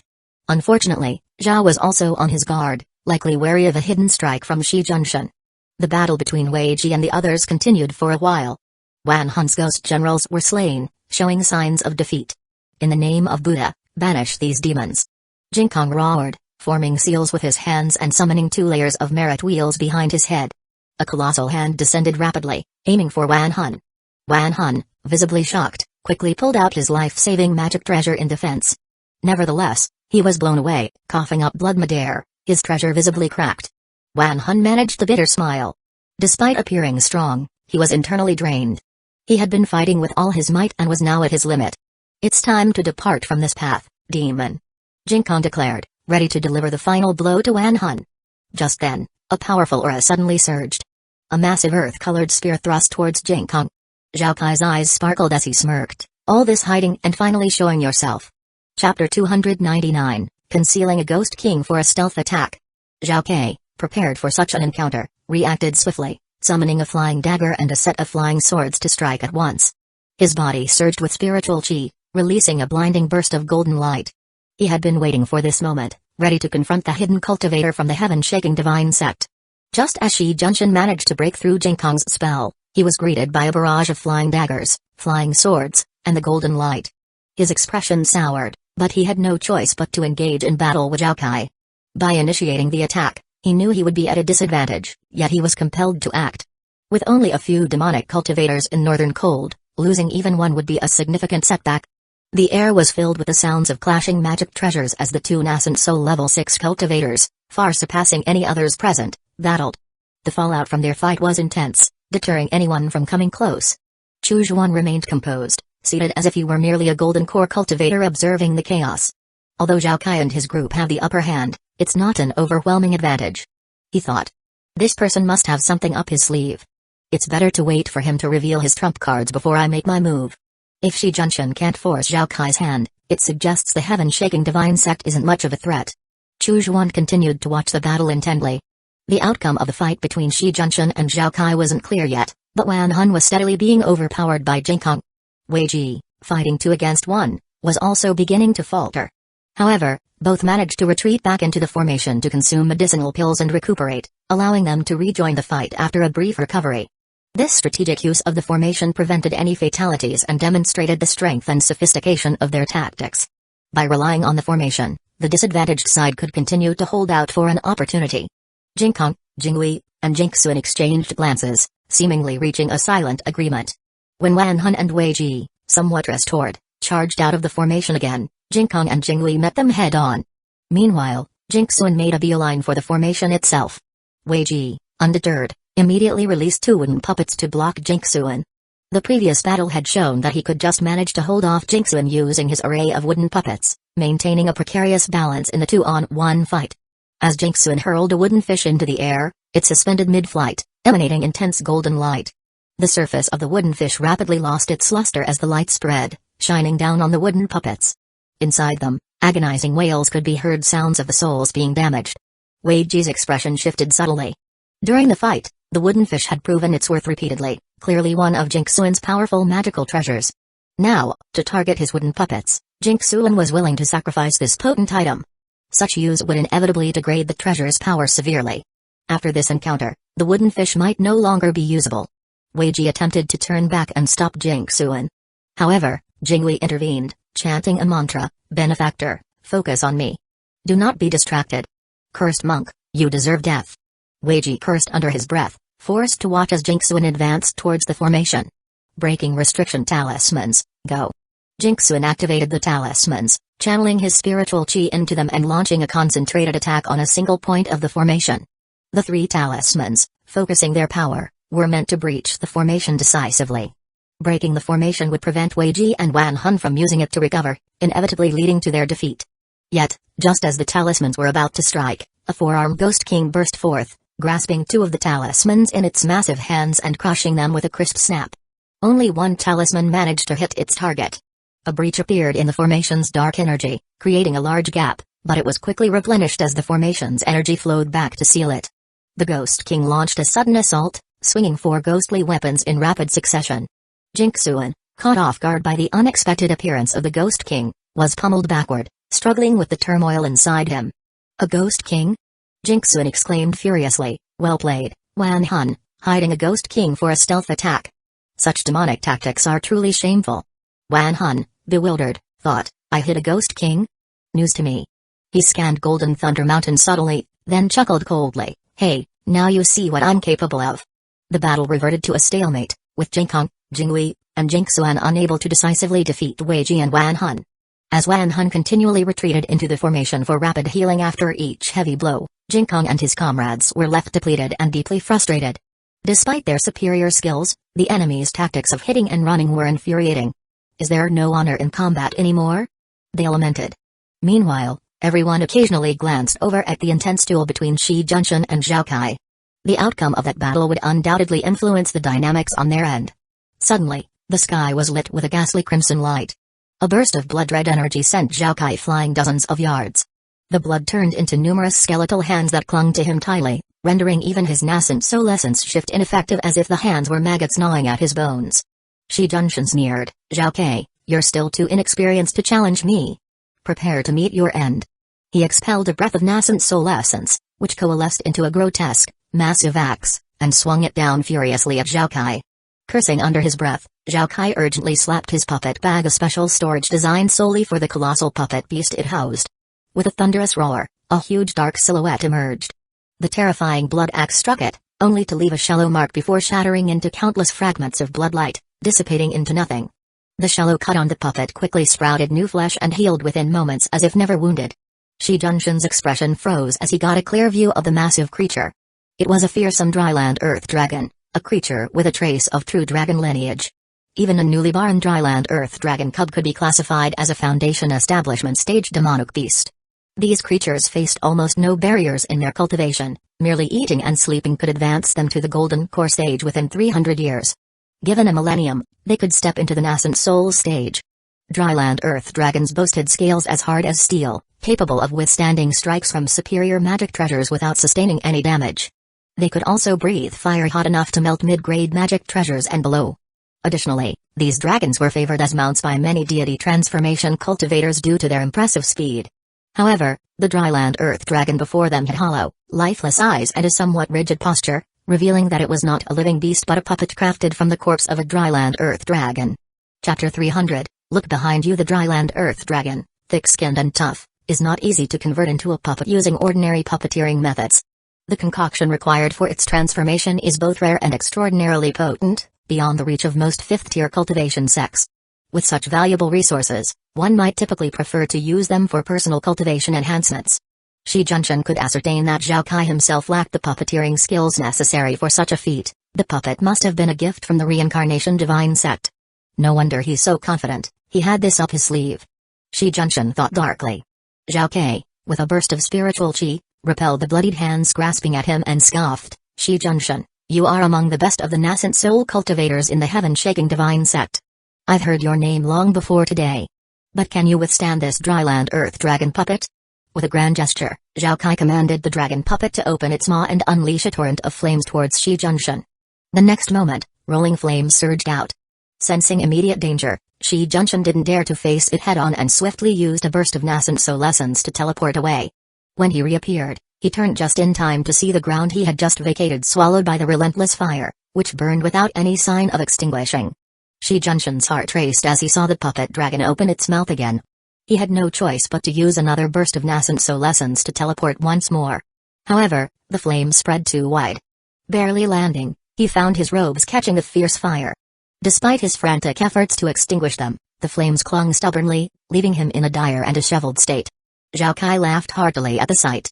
The fire from the dryland earth dragon was formidable. Once it latched onto something, even nascent soul cultivators struggled to extinguish it promptly, especially given its extensive reach. Many cultivators couldn't teleport out of its range fast enough, which was precisely why Zhao Kai was so confident. He knew well that once he deployed the dryland earth dragon puppet, it could decisively end the battle. Shi Junshin, it's time for you to depart. Zhao Kai sneered, commanding the puppet with a fierce command. The dryland earth dragon's speed was astonishing. In one breath, it remained stationary, and in the next, it was already before Shi Junshin. Its massive, fearsome claws swooped down. If the blow landed, it would surely deal a devastating blow to Shi Junshin. Shi Junshin, overwhelmed, was forced to channel most of his spiritual chi into powering the 4 golden shields around him to ward off the relentless flames. His reserves drained rapidly, leaving him scrambling for additional protective magic treasures. He activated a water blue orb, which instantly enveloped him in layers of shimmering light just as the dryland earth dragon's massive claw came crashing down. The impact shattered the outermost water blue shield with a crisp crack, dimming the orb and flinging it away. The golden shields, too, cracked under the strike. Shi Junshin's expression turned grave as he quickly summoned another defensive treasure, an ancient and heavy bell, which flew towards the attacking claw. With a resonant clang, the bell was smacked away, sending Shi Junshin tumbling through the air, blood spraying from his mouth as his energy rapidly declined. Zhao Kai, sneering triumphantly, urged the dryland earth dragon puppet forward for another attack. Time to die. Desperate, Shi Junshin glanced towards Golden Thunder Mountain and yelled for help, fellow Taoist, save me. Zhao Kai paused, briefly confused. Were there still nascent soul cultivators hidden on Golden Thunder Mountain? Just as he turned, a sense of danger surged. Not from behind or beside him but from below. A fist as large as a cauldron smashed upward, aimed viciously at an unsuspecting spot. Zhao Kai was shocked to his core, instinctively teleporting away. Yet, no sooner had he landed than the hulking shadow lunged again. Fist after fist rained down, each blow like a hammer strike. Bang! Bang! Bang! Caught off guard, Zhao Kai took 4 heavy hits, each accompanied by the sickening sound of breaking bones. Screaming in agony, he fell toward the ground. The dark figure, incredibly fast, pursued him relentlessly. Gritting his teeth, Zhao Kai summoned the dryland earth dragon puppet to shield himself. Only then did he manage to fend off the relentless assault. Finally getting a clear look, he realized his assailant was a massive, pitch-black corpse king.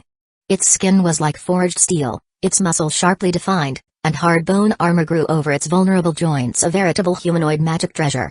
The corpse king was swift and agile, exploiting every opening to strike ferocious blows on the dryland earth dragon, leaving dents with each punch. The dragon, though large and cumbersome, seized a chance to retaliate, lashing its tail fiercely and sending the corpse king flying dozens of yards away. I had thought him some formidable corpse king, yet he seems no more than a mere 4th level. Zhao Kai's heart steadied a moment. When this corpse king had first appeared, he feared it was of the 6th level. Now, it appeared merely troublesome. Given time, his earthen dragon puppet would surely dispatch it.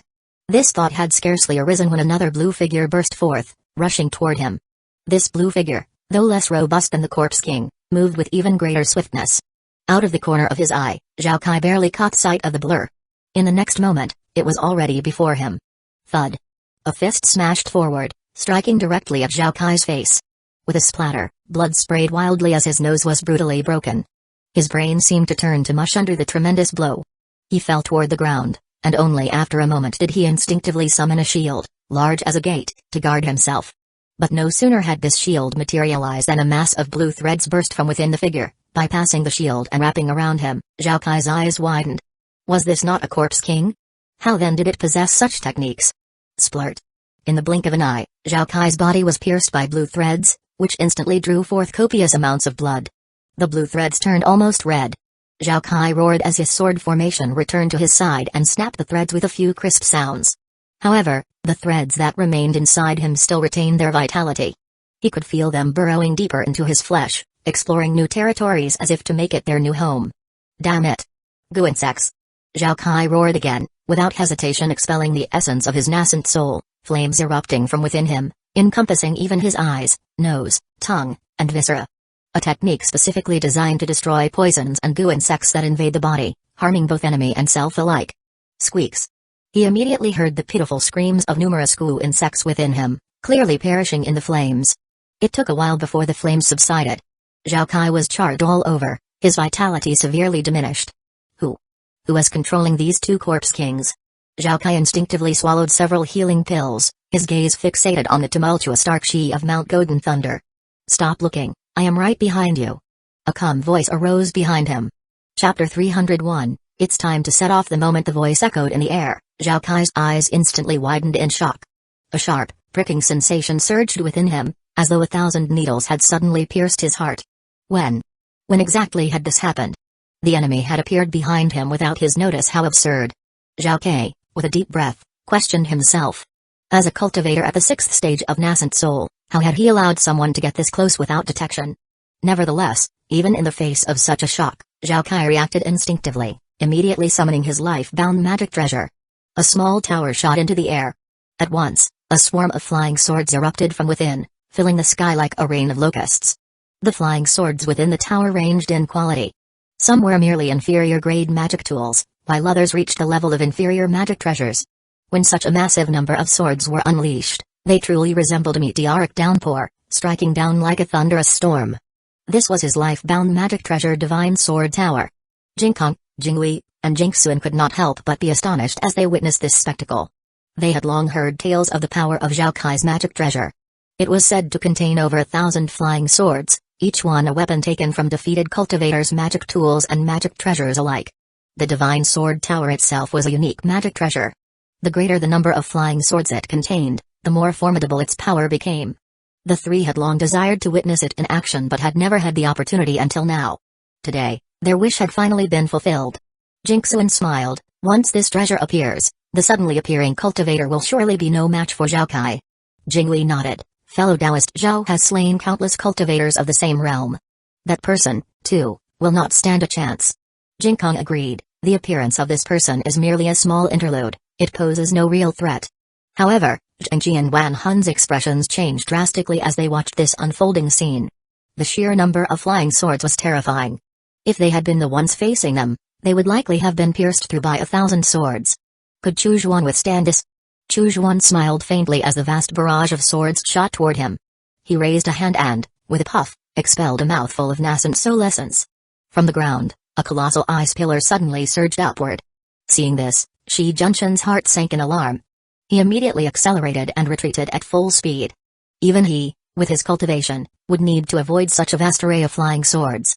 How could Chu Juan dare to face it head-on with his magic, without evading? Clang! Clang! Clang! A series of deafening metallic clashes rang out in midair. The flying swords collided with the ice pillar, their momentum halted as if they were drunken fools stumbling through the air. Yet, after a brief pause, they regained enough strength to continue their assault. As for the few magic treasure flying swords, they managed to pierce the ice pillar, but their speed was greatly slowed. Seeing this, Chu Juan reached out once more, and the ice pillar instantly shattered, transforming into a storm of ice shards. The shards filled the entire area within a radius of 20 jong, scattering across every inch of space. As the flying swords shot toward him, they inevitably collided with the ice fragments in their path. The moment they became laden with too many ice shards, their speed would plummet drastically. Even the few strongest magic treasure swords were frozen in an instant, unable to advance or retreat, their movements completely halted. Zhao Kai's expression changed drastically upon witnessing this. His divine sword tower, which could both attack and defend, had now been shattered by the enemy's spell. What kind of magic was this? Its power was beyond anything he had ever encountered. The faces of Jinkong and the others also twisted in disbelief, as though they had just tasted something vile. They had expected a single strike to end the battle. But now, they had been outwitted instead.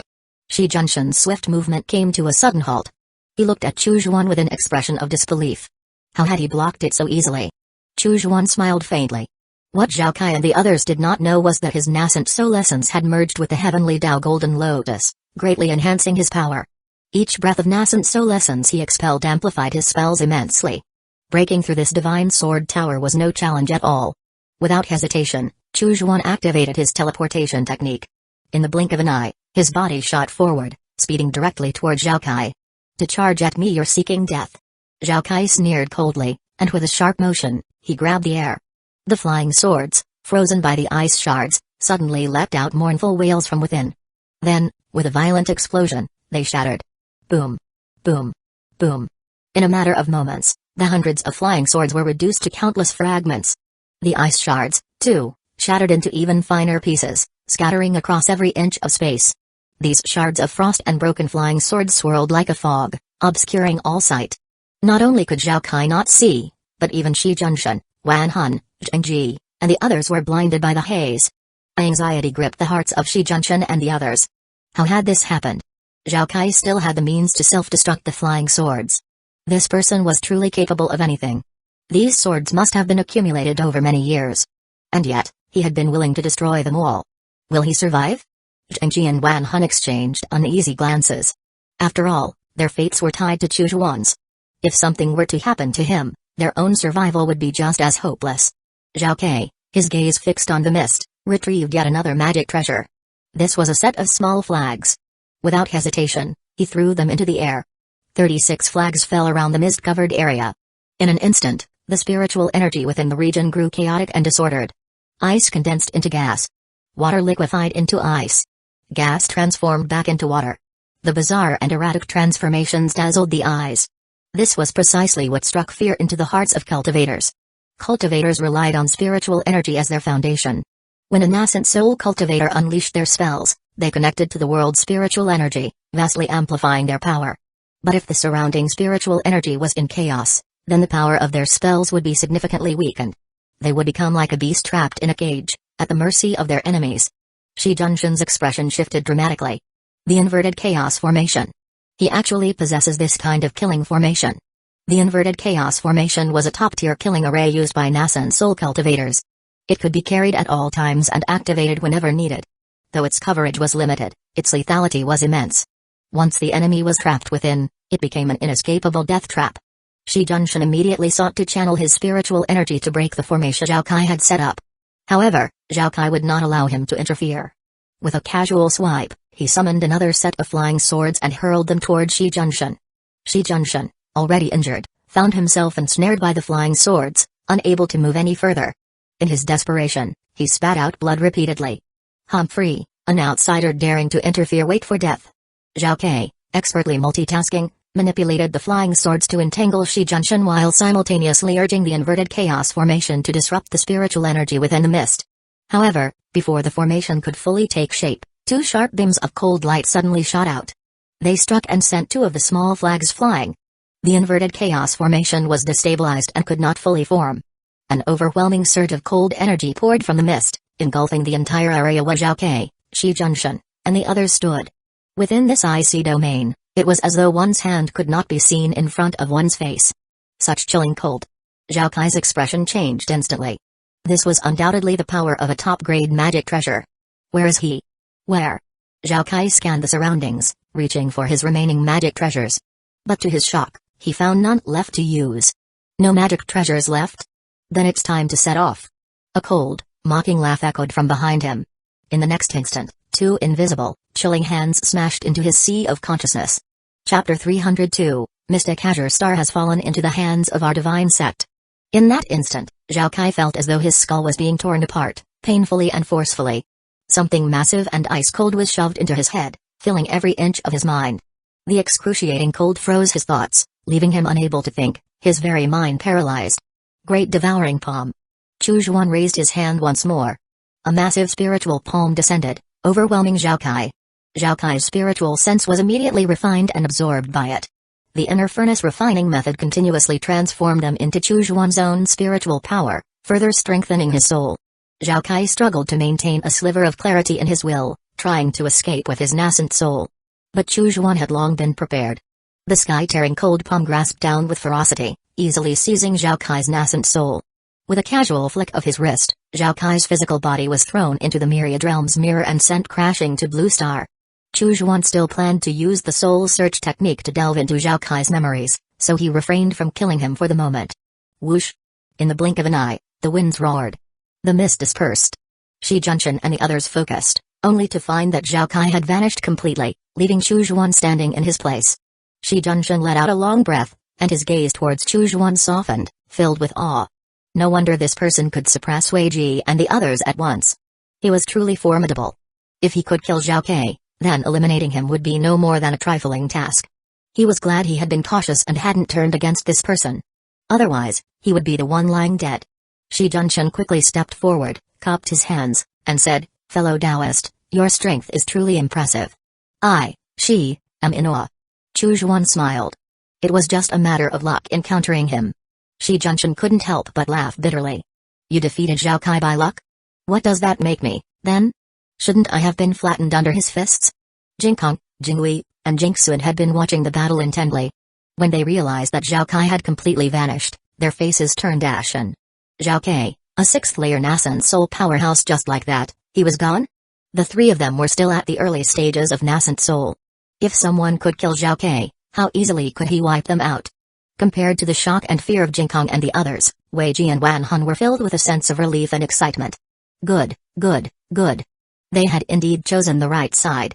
Though controlled by the parasitic worms, it had been worth it. With Zhao Kai's death, the Feather Transformation Heaven Palace would crumble like a mountain collapse. Victory was within reach. In the future, they would undoubtedly receive the rewards of the heaven-shaking divine sect. Jingkong, Jingwei, and Jingxuan exchanged a glance, and without hesitation, turned and fled. Leave it to you. Let's also go to Flying Thunder Valley. Chu Zhuan waved his hand, signaling the four arms, who, and longed to catch up and assist Wei Ji and Wan Hun. If he had to personally deal with a nascent soul early-stage cultivator, then there would be no point in leaving anyone else alive. They might as well be dead. At Golden Thunder Mountain, within the formation, Bei Jingkun, Fu Ping, Cao Marin, and Wan Wuing had all witnessed the battle. Their hearts remained unsettled for a long time. Fu Ping swallowed, his voice hoarse. How could Lin Fan possibly engage with the Deputy Palace Master of the Feather Transformation Heaven Palace? Could it be that he's actually a nascent soul cultivator? Cao Marin rolled his eyes. After all this, you still don't understand? You should be addressing him as senior. Not by name. Fu Peng quickly covered his mouth, his face filled with horror. Bei Jingkun, hearing their exchange, couldn't help but feel a sense of smug satisfaction. What they had only just realized, he had known all along.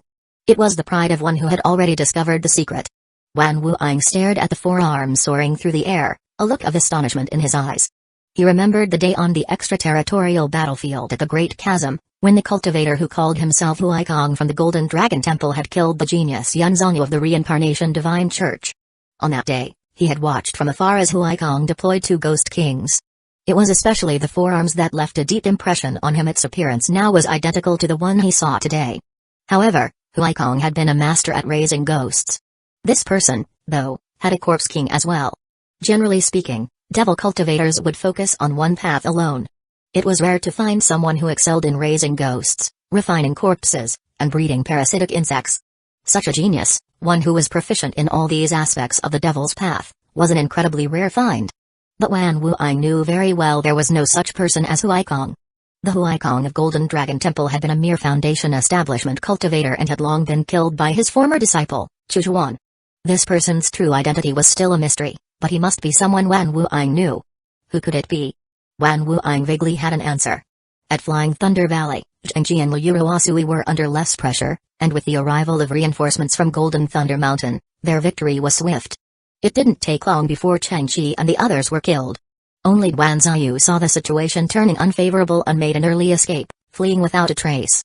Not long after, 4 arms, Gu, and Long returned, carrying the corpses of several nascent soul cultivators. Chujuan nodded in satisfaction. Not bad. Shi Junshin smiled. This victory is all thanks to fellow Taoist Lin's intervention. Without it, we would have been in danger, and the divine sect's grand ambitions would have been at risk. Chujuan waved his hand. I am also part of the sect. It was only right. Weiji spoke seriously. Now that Zhao Kai and the others are dead, only the nascent soul cultivators of our faction remain on Mystic Azure Star. If we take advantage of this opportunity to seize the heart and foot of the formation, we can fully control the realm-protecting formation. At that time, we will be able to welcome the deity transformation cultivators of the heaven-shaking divine sect to occupy Mystic Azure. Shi Junshin nodded repeatedly. That is my intention as well.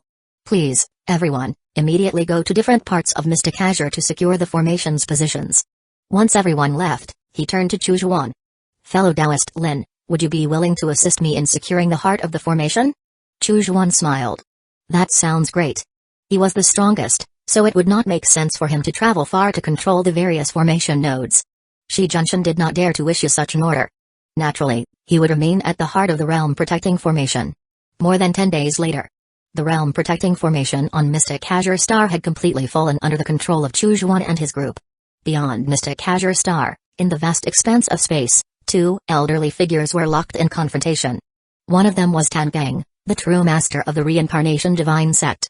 The other was Bloodwine, true master of the heaven-shaking divine sect. The two had been fighting for thousands of rounds, but there had been no clear victor. Tankang spoke indifferently, leave. I cannot kill you, and you cannot defeat me. On Mystic Azure Star, the nascent soul cultivators under my reincarnation divine sect outnumber yours. The realm-protecting formation will inevitably activate, and you won't be able to enter Mystic Azure. Bloodwine True Master's expression darkened. The other deity transformation cultivators of the heaven-shaking divine sect each had their own tasks. Some were battling fiercely in the extraterritorial battlefield for rare treasures, while others had been stationed on other cultivation stars to guard against a surprise attack from the reincarnation divine sect into the divine sect's heartland. Bloodwine True Master's objective was Mystic Azure Star. However, Tankang was notoriously difficult to deal with. He had repeatedly tried to bypass Tankang and enter Mystic Azure before the realm-protecting formation was fully activated. But Tankang was an expert in the art of splitting his consciousness and creating avatars. Every time, at least one of his avatars would block Bloodwine True Master's path, preventing him from making any progress. As the two continued to face off, Bloodwine True Master suddenly received a transmission. After listening to the message, he burst into loud, triumphant laughter. Tankang, old ghost. Mystic Azure Star has already fallen into our divine sect's hands. Fighting back and forth here is meaningless. Chapter 303, the biggest contributor. Tankang's brows furrowed deeply as he turned his gaze behind him. Sure enough, the realm-protecting formation had already been activated. And it was radiating a thick, ominous blood-red glow. He immediately tried to contact Zhao Kai and the others through transmission. But every attempt seemed to sink into an abyss, with no response at all. Tankang's heart sank to the bottom. What is this? I've been battling here, and now there's a fire burning in my own backyard? How is it that so many nascent soul cultivators can't deal with the demonic cultivators from Northern Cult? What have they been doing this whole time? Bloodwine True Master, grinning, taunted, look at what you've been protecting. Even now, you're still not leaving? Tankang's face darkened, and with a final glance, he commanded a flying shuttle to swiftly disappear into the distance. The realm-protecting formation had fallen into the hands of the enemy.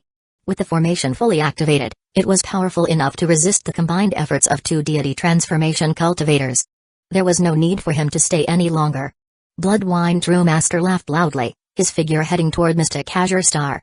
On Mystic Azure Star, in the central continent, on Spirit Feather Island, Chujuan and his group were waiting in the Grand Hall. As the strongest cultivator, Chujuan held the highest position of honor, seated at the far left. Behind him were Wei Ji, Liu Ruasui, Zheng Ji, and Wan Hun. Seated at the far right were Shi Junshan and several nascent soul cultivators from the Heavenly Blood Alliance. The cultivators of the Heavenly Blood Alliance had arrived via the ancient teleportation array provided by the commercial star. They had managed to delay many nascent soul cultivators from Northern Cold in the eastern border. Without their help, the pressure on Chujuan and the others would have been far greater. In addition to the nascent soul cultivators, many golden core cultivators stood respectfully by. Wan Wuang, Beijing Kun, and others all stood quietly, not daring to slack off in the slightest. However, Wan Wuang's gaze repeatedly drifted toward Chujuan. Because the current Chujuan had shed all his previous disguises, revealing his true identity. He was the same junior brother Wan Wuang had known, the one who had disappeared all those years ago. At that time, during the chaos, Wan Wuang and Chujuan had seized the battle token and successfully made their way to the extraterritorial battlefield. But Chujuan had fallen in the western part of the battlefield, where he was swarmed by a horde of nether crocodiles and had vanished without a trace. Wan Wuang had always believed that Chujuan had died. But now, after so many years, Chujuan had returned as a fully fledged nascent soul cultivator. He had even slain Zhao Ke, the substitute palace master of the Feather Transformation Heaven Palace, and made a tremendous contribution to the victory in this battle. Yet here was Wan Wuang, still a mere golden core cultivator, struggling to advance toward nascent soul. How many cruel jokes had fate played? The rise and fall of life truly felt like an endless roller coaster. Ha ha ha. Shi Junshan, you really did an outstanding job. I thought the cultivators from Northern Cold wouldn't be able to stop the Feather Transformation Heaven Palace, but not only did they hold their ground, they even turned the tables and took down the realm-protecting formation. Such a brilliant achievement. If this is reported back to the sect, it will surely make the sect leader happy for a long time. Shi Junshan, you're going to rake in a huge amount of contribution points for the sect with this one. A loud, boisterous laugh rang out from outside the hall. Before the person even arrived, his voice had already filled the room. Everyone in the hall turned to look at the entrance, and immediately saw a stout yet short figure walking in. The man was wearing only a tiger skin vest slung over one shoulder, and his attire looked as if he had stepped out of an ancient era. Around his waist were 4 wine gourds and a storage pouch. His wrists and ankles jingled with blood-red bells, but despite the noise they would have made, not a single sound came from them as he walked. It was Bloodwine True Master. He laughed heartily as he walked into the hall, his gaze falling immediately on Shi Junshan. A satisfied smile spread across his face. Shi Junshan quickly stood up and immediately said, Bloodwine Uncle Master, it wasn't me. Bloodwine True Master burst into another round of hearty laughter. If it wasn't you, then who was it? You're at the 6th level of Nascent Soul, and you're the personal disciple of Bloodwing True Master. Who else could have pulled off something like this? Shi Junshan's face showed signs of discomfort. Bloodwine Uncle Master, really, it wasn't me, it was. Bloodwine True Master's smile faded into a displeased frown. You brat, stop being so humble. It's boring. I rarely praise anyone, so just accept it. Keep on with your nonsense, and I'll tear your mouth off. Shi Junshan quickly fell silent. Because the Bloodwine True Master was exactly the type to carry out such threats. The Bloodwine True Master strode to the highest point, cleared his throat, and adopted the dignified air of a senior expert. Everyone here has made great contributions in the Mystic Azure War. On behalf of the Divine Sect, I thank you all. However, even though the Mystic Azure Star is now under our control, we must remain vigilant against the shameless sneak attacks from the Reincarnation Divine Sect. Starting today, we will be establishing a brand new 5th-tier cultivation sect on Mystic Azure. As for the few of you from the Heavenly Blood Alliance, you'll be heading back for now, and that is that. You, the juniors, will be the core figures of this new sect. As for the name of this new sect, feel free to choose, but Feather Transformation Heaven Palace is off the table. It's simply too ugly. Once the sect is established, it will be protected for 500 years. Should any practitioner reach the deity transformation stage during this time, the Divine Sect will officially recognize it. The Bloodwine True Master waved his hand dismissively. Alright, let me see the list of merits from this battle. I need to take it back to report to the Divine Sect. The rewards will be distributed to you soon enough. Shi Junshan hastily stepped forward, handing over a jade slip imbued with spiritual sense. The blood wine true master pressed it to his forehead. After a long pause, he suddenly jumped up. Those who killed Changshi Chujuan. Those who delayed the dragon puppet Chujuan. Those who killed Zhaokai Chujuan. The greatest contributor to the Mystic Azure War. Is still Chujuan? Who is Chujuan? The blood wine true master's gaze swept over the crowd, astonished. Chujuan cupped his hands in salute. Senior blood wine, I am Chujuan. The blood wine true master immediately furrowed his brows and extended his spiritual sense, scanning with intent. Chujuan made no attempt to block it, standing calmly in place. His myriad realm mirror had long fused with his body. As a deity transformation cultivator, the blood wine true master might have some difficulty detecting the presence of the myriad realm mirror. As for the rest, Chujuan had little to hide. Most of his secrets were concealed within the myriad realm mirror, in the blue star, the soul star, and the cave world. And it was precisely because he knew the blood wine true master would scrutinize him so thoroughly that he allowed his disguise to fall away completely. After all, the other party was a deity transformation cultivator. To attempt any concealment, any change of appearance would only anger him. If he had offended a deity transformation cultivator from the very beginning, how could he expect to survive in the Shaking Heaven divine sect? Not bad, young man. From the moment I felt your spiritual chi, I could tell you're a proper cultivator of the demonic path. TSK, and you even have impressive physical refinement. The blood wine true master found nothing amiss and nodded in satisfaction. Thank you for the praise, senior. Chujuan smiled. Shi Junshin whispered, Uncle Master, see? I told you it wasn't me. Ahem. My mistake, just pretend you didn't see it. The blood wine true master cleared his throat nonchalantly. The others kept their eyes focused on their own matters. Fine. You're a deity transformation cultivator. If you say you didn't see anything, then we won't mention it. Chapter 304, Let It Be Named, Heavenly Infinite Sect. As a deity transformation cultivator, blood wine true master had no need to be involved in the specific affairs of Mystic Azure Star. After receiving the list of achievements, he promptly departed. The detailed matters would be left for the nascent soul cultivators, like Chujuan, to handle. The nascent soul cultivators chatted enthusiastically, each suggesting a name for the new sect. Shi Junshin turned toward Chujuan, smiling, and said, Fellow Taoist Chu, do you have any ideas for the name of our new sect? Chujuan furrowed his brow, deep in thought. Numerous names for sects flashed through his mind, but in the end, he calmly spoke, let it be called Heavenly Infinite Sect. Heavenly Infinite Sect was a name that carried deep personal meaning for him. It was a tribute to the Infinite Sect, the place where he first began his journey. As the strongest among them, his decision was final, and no one voiced any objections. Shi Junshin continued, I suggest that fellow Taoist Chu become the first sect leader of the Heavenly Infinite Sect. Does anyone have any objections? The others all responded in unison, we have no objections. Chujuan didn't decline.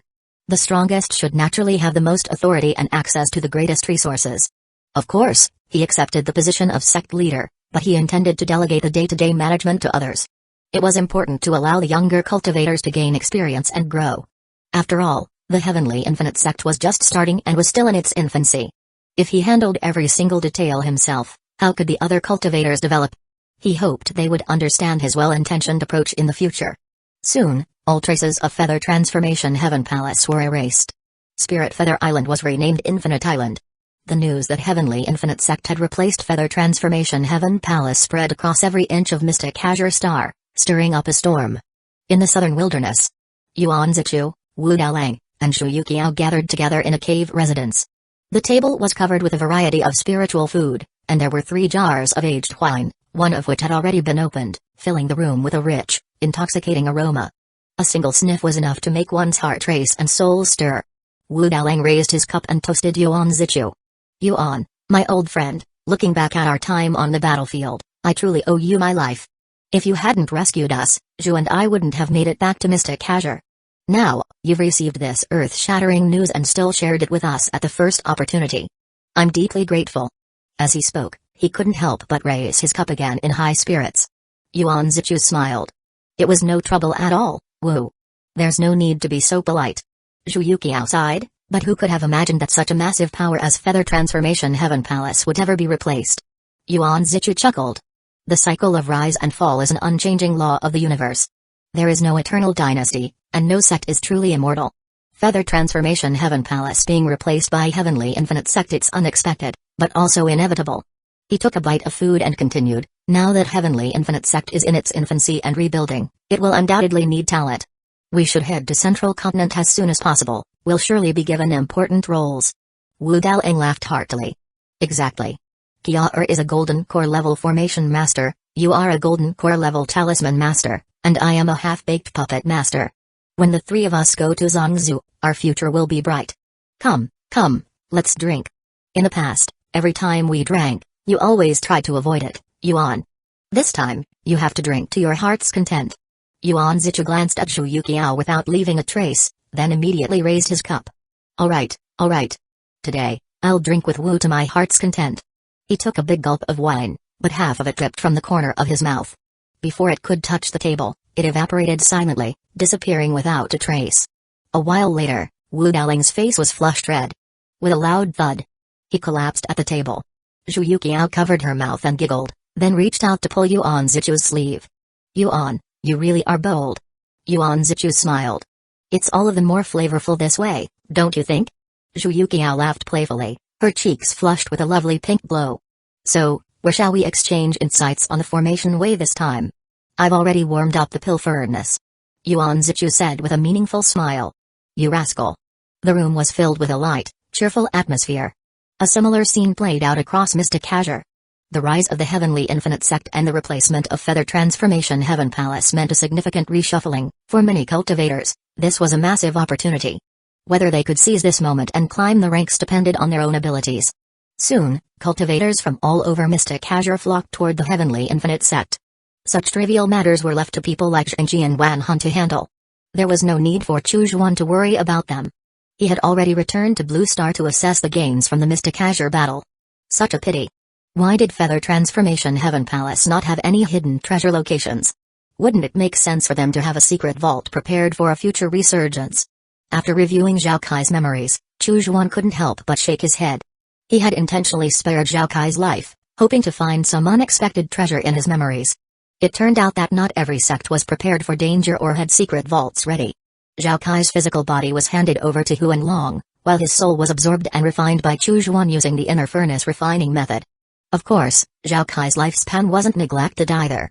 His final blow was entrusted to the Life Ghost, who managed to siphon away 20 years of Zhao Kai's remaining life. It wasn't that Zhao Kai had only 20 years left to live, but rather that the Life Ghost could only take a maximum of 20 years. To drain Zhao Kai's entire remaining lifespan would require more than just a simple ghost, it would take something far more powerful. Zhao Kai's storage bag contains quite a few good items. Chu Zhuan mused. This inverted chaos formation is a real treasure. He continued to go through the items. And here's a top-tier magic treasure, Iron Peak Mountain, which combines offense and defense. Too bad the other magic treasures are all destroyed. He sighed, somewhat ruefully. Being too strong can be a problem. I end up breaking my own treasures. He thought for a moment and then shrugged. It wasn't his fault. If anyone was to blame, it was Zhao Kai and the others for resisting so fiercely. It was a shame, though, to lose such good treasures. Ah, a Great Spirit Stone. Chu Zhuan's eyes gleamed as he continued searching. Great Spirit Stones are typically used in transactions by deity transformation cultivators. I can't believe Zhao Kai had some. He carefully examined the stones.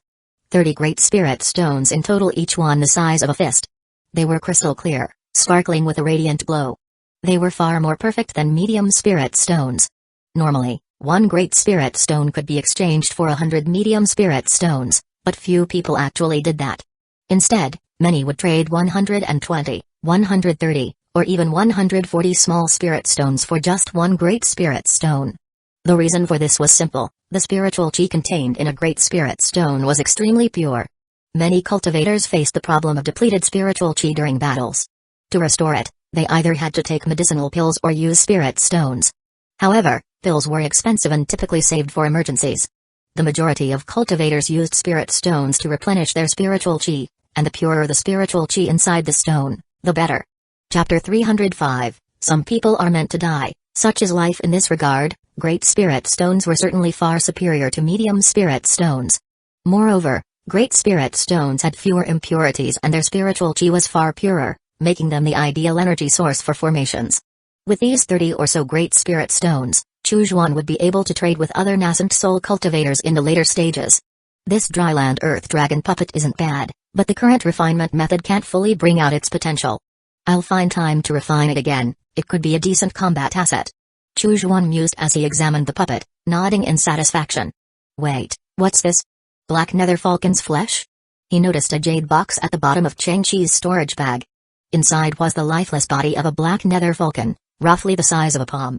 The falcon had clearly been dead for some time, but the box was engraved with a formation that maintained the falcon's physical condition, preventing it from decaying. This was clearly a juvenile black nether falcon, still in its early stages of growth. Chu Juan couldn't help but wonder how Chang Chi had acquired it.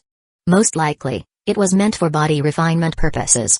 Seems like it's my lucky day. Chu Juan was overjoyed. He quickly retrieved the dead black nether falcon and placed it into the Shinigami cube. As expected, the feathers on the surface of the black nether falcon began to shed immediately, and its body slowly began to transform.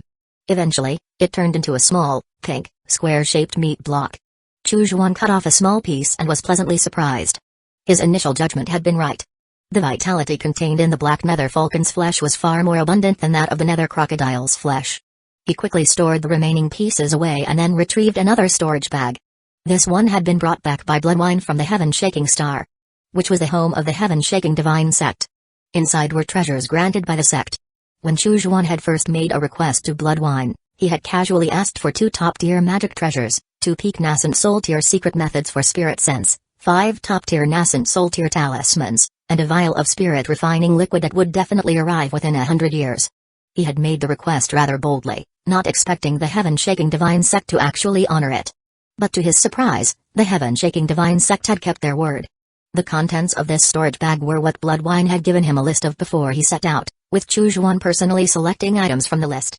Of course, Chu Juan had slightly altered his request. He no longer needed new secret methods for spirit sense, as he already had plenty. What he really wanted were more magic treasures to refine and upgrade. As for the excess items, he had no use for them, so they were converted into sect contribution points, which he could redeem for whatever he needed later. Rubbing his hands together, Chu Juan opened the storage bag. Inside, there were only a few items: a pale white token, a small, pitch-black tower, a block of ancient beeswax, a crimson crystal nearly as tall as a person, and 7 talismans imbued with powerful energy. Let's first talk about the white bone token. The front of the token was carved with an imposing hall made entirely of piled white bones. The back depicted a giant skeletal hand reaching up from deep underground, as if trying to tear down the very sky. This was the identity token of the Heaven-Shaking Divine Sect. Now that the Infinite Sect was a 5th-tier sect under the banner of the Heaven-Shaking Divine Sect, Chu Juan, as the sect leader, was naturally entitled to an identity within the Heaven-Shaking Divine Sect. However, as a nascent soul cultivator, he was not yet qualified to become an elder, only eligible to serve as a steward. This was a steward token. Chu Juan poured his spiritual sense into the token, immediately imprinting his own spirit sense upon it.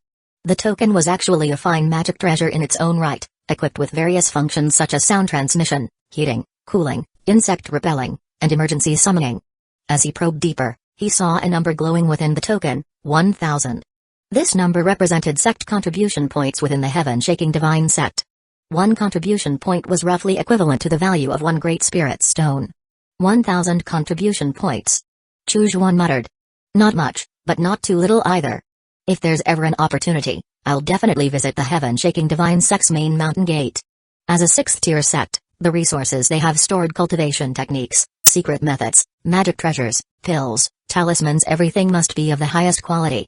He carefully stored the identity token and shifted his attention to the next item. This was an unusual, jagged black tower.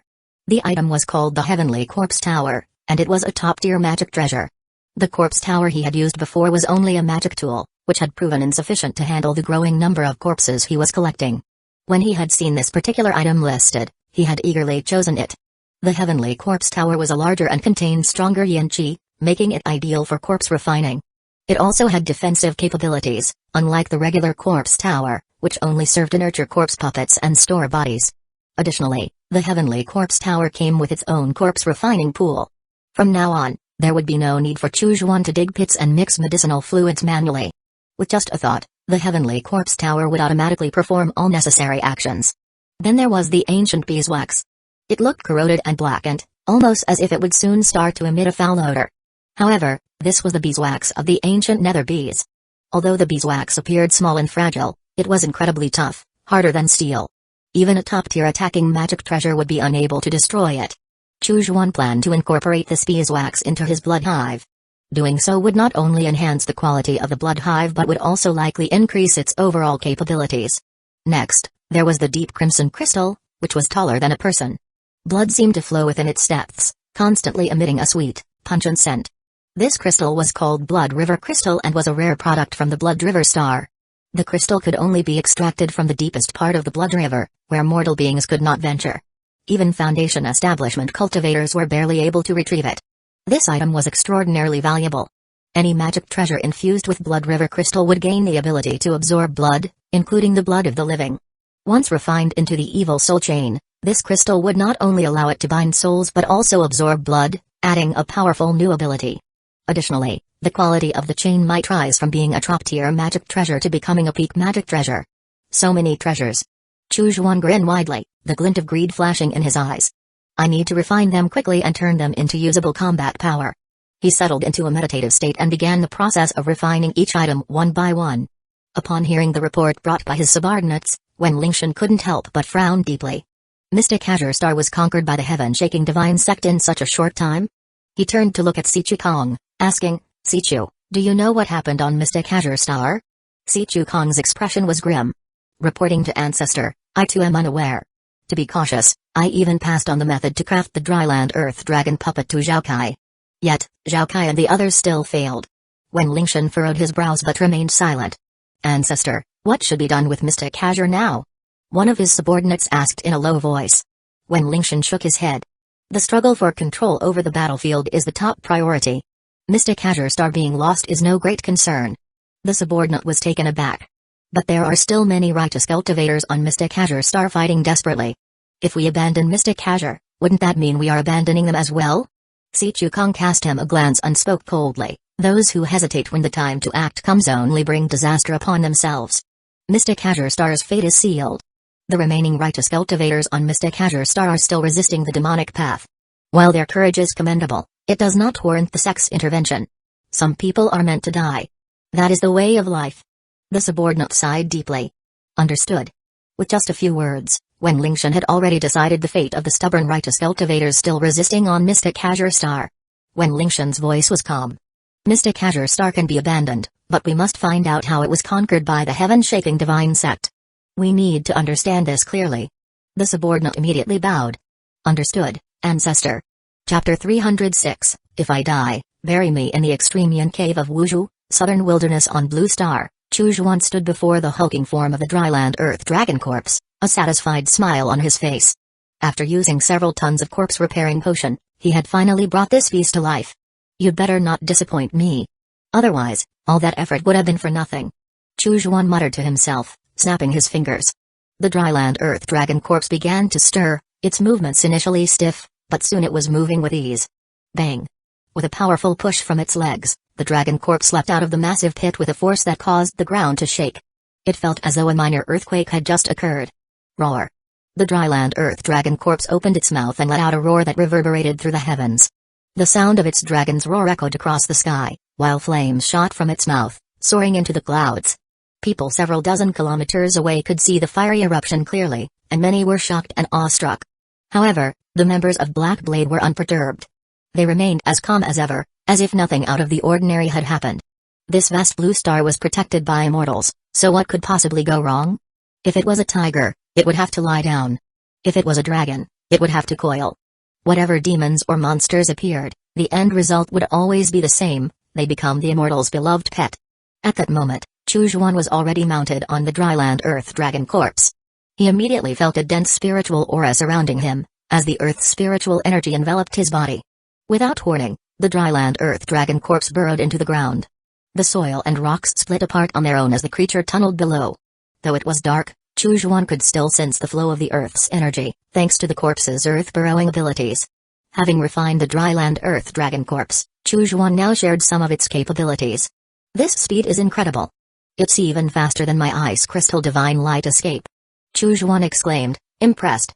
The dryland earth dragon corpse was a master of earth-based evasion, able to appear suddenly and deliver devastating surprise attacks.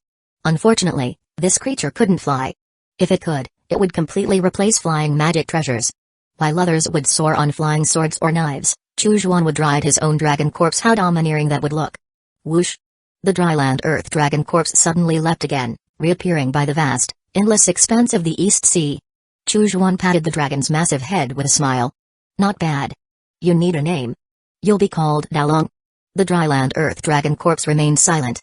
Despite its king-level strength, it lacked a mind of its own. It could only carry out the simplest, most basic commands driven purely by instinct, commands like attacking, defending, or retreating. For more delicate actions, such as breathing fire or swinging its tail, Chu Xuan had to exert his spiritual sense to control it.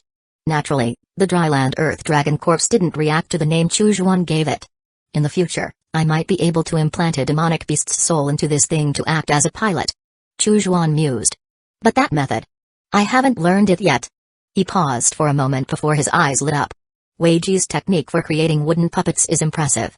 Maybe I can apply that to control the dryland earth dragon corpse. A smile appeared on Chu Xuan's face. As the sect leader of the Heavenly Infinite Sect, it would be a simple matter to request the method from Wei Ji. Surely he would comply. Take care, sect leader. Feel free to come by again whenever you need anything. Wei Ji smiled broadly as he sent Chu Xuan off. But once the sect leader had left, his expression fell, and he sank down onto the steps of his cave residence. That was my most prized wooden puppet. Wei Ji muttered under his breath. Chu Xuan, you. He fumed with resentment, but when he thought about the terrifying way Chu Xuan had killed Zhao Kei, all of his anger instantly evaporated. He's right to take the puppet technique. It's for the good of the sect. Wei Ji muttered, trying to convince himself. Yes, yes. As a nascent soul elder of the Heavenly Infinite Sect, I must always consider the sect's interests first. He sighed, trying to push his frustration aside. Later that night, atop Infinite Island, Chu Xuan and Wan Wuang raised their cups, toasting to the moon. However, before they could take more than a few sips, Wan Wuang's face suddenly changed. Sect leader. He forced a smile. With the gap in our strength so large, do you really have to poison me? Chu Xuan clicked his tongue, looking apologetic. Sorry, I acted too quickly. Wan Wuang stared at him in silence. Chu Xuan tossed a storage pouch toward him. This is the item I promised you. Wan Wuang opened it to find a soul-breaking spike. His eyes immediately brightened. Thank you, sect leader. Wan Wuang said respectfully. Chu Xuan nodded. The soul-breaking spike was a spiritual tool required by golden core cultivators to break through to the nascent soul realm. It no longer held much value for Chu Xuan, but since he had promised Wan Wuang, it was only right to keep his word and give it to him. You're at the 7th level of golden core, right? Chu Xuan asked casually. Yes, that's correct. Then keep working hard and strive to break through to nascent soul before your lifespan runs out. Wan Wuang forced a smile. It's not that simple. A single soul-breaking spike only increases the success rate by 1 or 2%. But right now, I don't have any other opportunities to obtain nascent soul tools.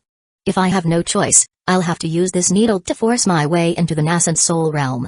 Success or failure. It all depends on fate. Chu Xuan snapped his fingers casually, and Wan Wuang immediately felt a strange emptiness inside his body. Now that the Heavenly Infinite Sect is under the protection of the Heaven-Shaking Divine Sect, we are no longer master and servant. Chu Xuan said. I've removed the insect eggs from Wei Ji, Liu Ruasui, Zheng Ji, Wan Hun, and the others. Yours has been removed as well. Don't stress when trying to break through to nascent soul. Chu Xuan continued. If it doesn't work, at least try to form a fake nascent soul. With that, Chu Xuan stood up. Wan Wuang remained silent for a long while before finally speaking. If I die and my path ends, please bury me in the Extreme Yin Cave. Alright, I promise you. Chu Xuan nodded. Wan Wuang then rose, bowing respectfully. I bid you farewell, sect leader. Chu Xuan didn't turn around and continued walking away, leaving Wan Wuang standing there. The elder's expression darkened with melancholy. From being master and disciple, to once being senior brother and junior brother, to now, with Wan Wuang as a nascent soul cultivator and Chu Xuan having surpassed him as a golden core cultivator, he had watched Chu Xuan grow stronger and faster, to the point where the gap between them was now insurmountable. Chu Xuan sighed lightly to himself. The moment Wan Wuang had called him sect leader, a thick, sad barrier had fallen between them. In the path of cultivation, power and rank always took precedence. Now, with their vast difference in cultivation realms and statuses, it was only natural that Wan Wuang could no longer call him by name. My dear master, my senior brother. I hope you can succeed in your breakthrough to nascent soul. Chu Xuan thought. Without hesitation, he walked away. 3 years had passed in the blink of an eye since the fall of Mystic Azure Star. cultivators from all over Mystic Azure had flocked to the central continent. Soon, the Heavenly Infinite Sect held its first grand recruitment ceremony. The ceremony was held on the massive plaza of Infinite Island. The square was packed with excited young disciples, their faces filled with anticipation. These were the chosen spiritual seedlings selected from all over the central continent to join the Heavenly Infinite Sect. Only those with superior spiritual roots could qualify for cultivation in the Heavenly Infinite Sect. As the sect leader, Chujuan could not simply sit back and relax, even though he wished he could. He had to be present for such an important event. Sitting beside him were Shi Junshan, Wei Ji, Liu Ruasui, Zheng Ji, Wan Hun, and the other sect elders. That little child looks a bit familiar. Chujuan remarked, his eyes falling on a chubby, tiger-faced boy. Chapter 307, Discipleship Ceremony. Wei Ji laughed when he heard Chujuan's words. Those children are all from the southern wilderness. Sect leader, you're from the southern wilderness too, right? Perhaps you know some of them. Chujuan's interest was piqued. At once, Beijing-kun swiftly ran down to bring the child up to the stage. The chubby-faced boy was clearly startled that he was being brought up before the elders. Though Chujuan and the others had concealed their nascent auras, the pressure from their decisiveness and authority still made the child struggle to breathe. Chujuan smiled kindly. Child, what's your name, and where do you come from? The boy blinked his big eyes, awkwardly bowing before he replied seriously, reporting to the sect leader, my name is Huang Fiu, from the Huang family of Whitewater City, Wu Province, Southern Wilderness. Chujuan raised an eyebrow. Some distant memories surfaced in his mind. The Huang family.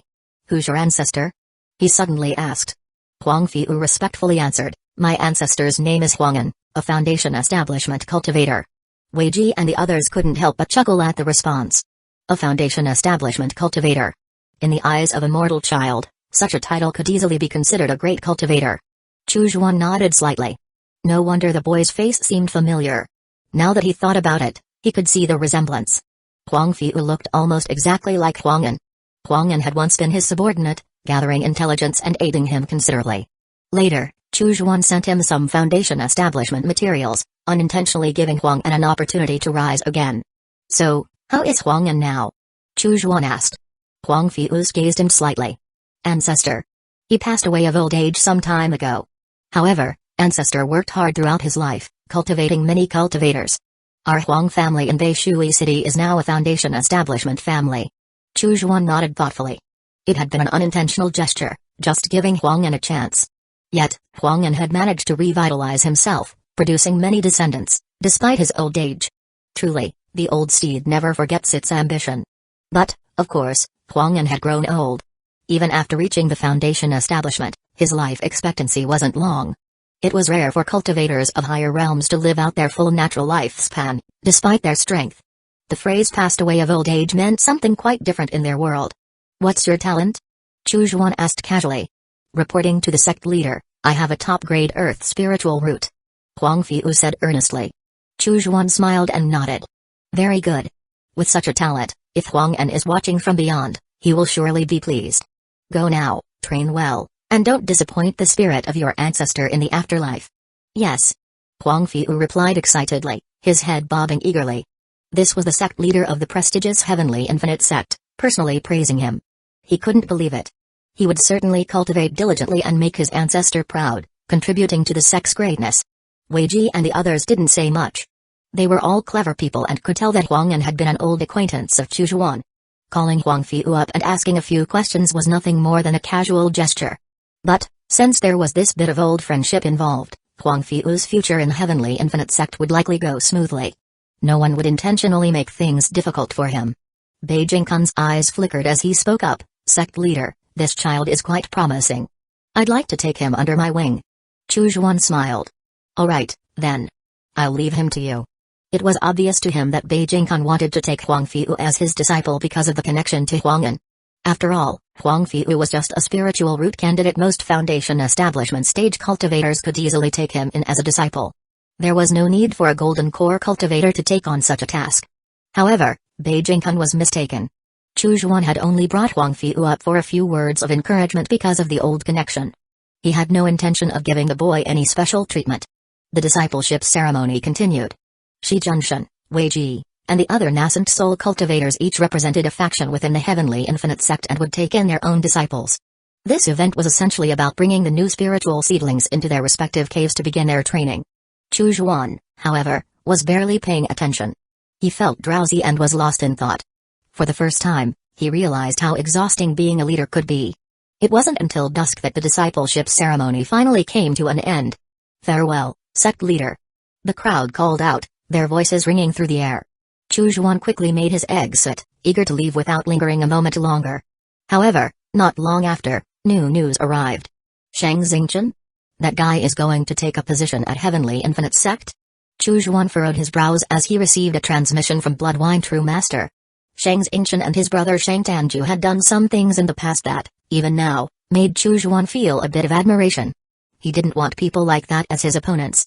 A few months later, sure enough, Shang Xingqian passed through the teleportation array and arrived at Infinite Island. Under Shi Junshan's guidance, Shang Xingqian made his way to the main hall of the sect to meet Chu Zhuan. It was the first time Chu Zhuan saw this former genius of the Nether Dao sect. Shang Xingqian was handsome and fair-skinned, his face always carrying a gentle smile, giving him a harmless air. Shang Xingqian greets sect leader Chu. He bowed respectfully to Chu Zhuan. Chu Zhuan laughed heartily. "Fellow Taoist Shang, no need for such formalities. Come, bring the tea." Immediately, a graceful female cultivator stepped forward and served spiritual tea. Shi Junshan bowed respectfully. "Sect leader, I'll take my leave now." "All right, go ahead." Chu Zhuan waved him off. With that, the hall was left with only Chu Zhuan and Shang Xingqian. "Please, take a seat." Chu Zhuan smiled. Shang Xingqian cupped his hands. "I've heard of your outstanding achievements during the Mystic Azure battle, sect leader Chu. Even Bloodwine True Master spoke highly of you.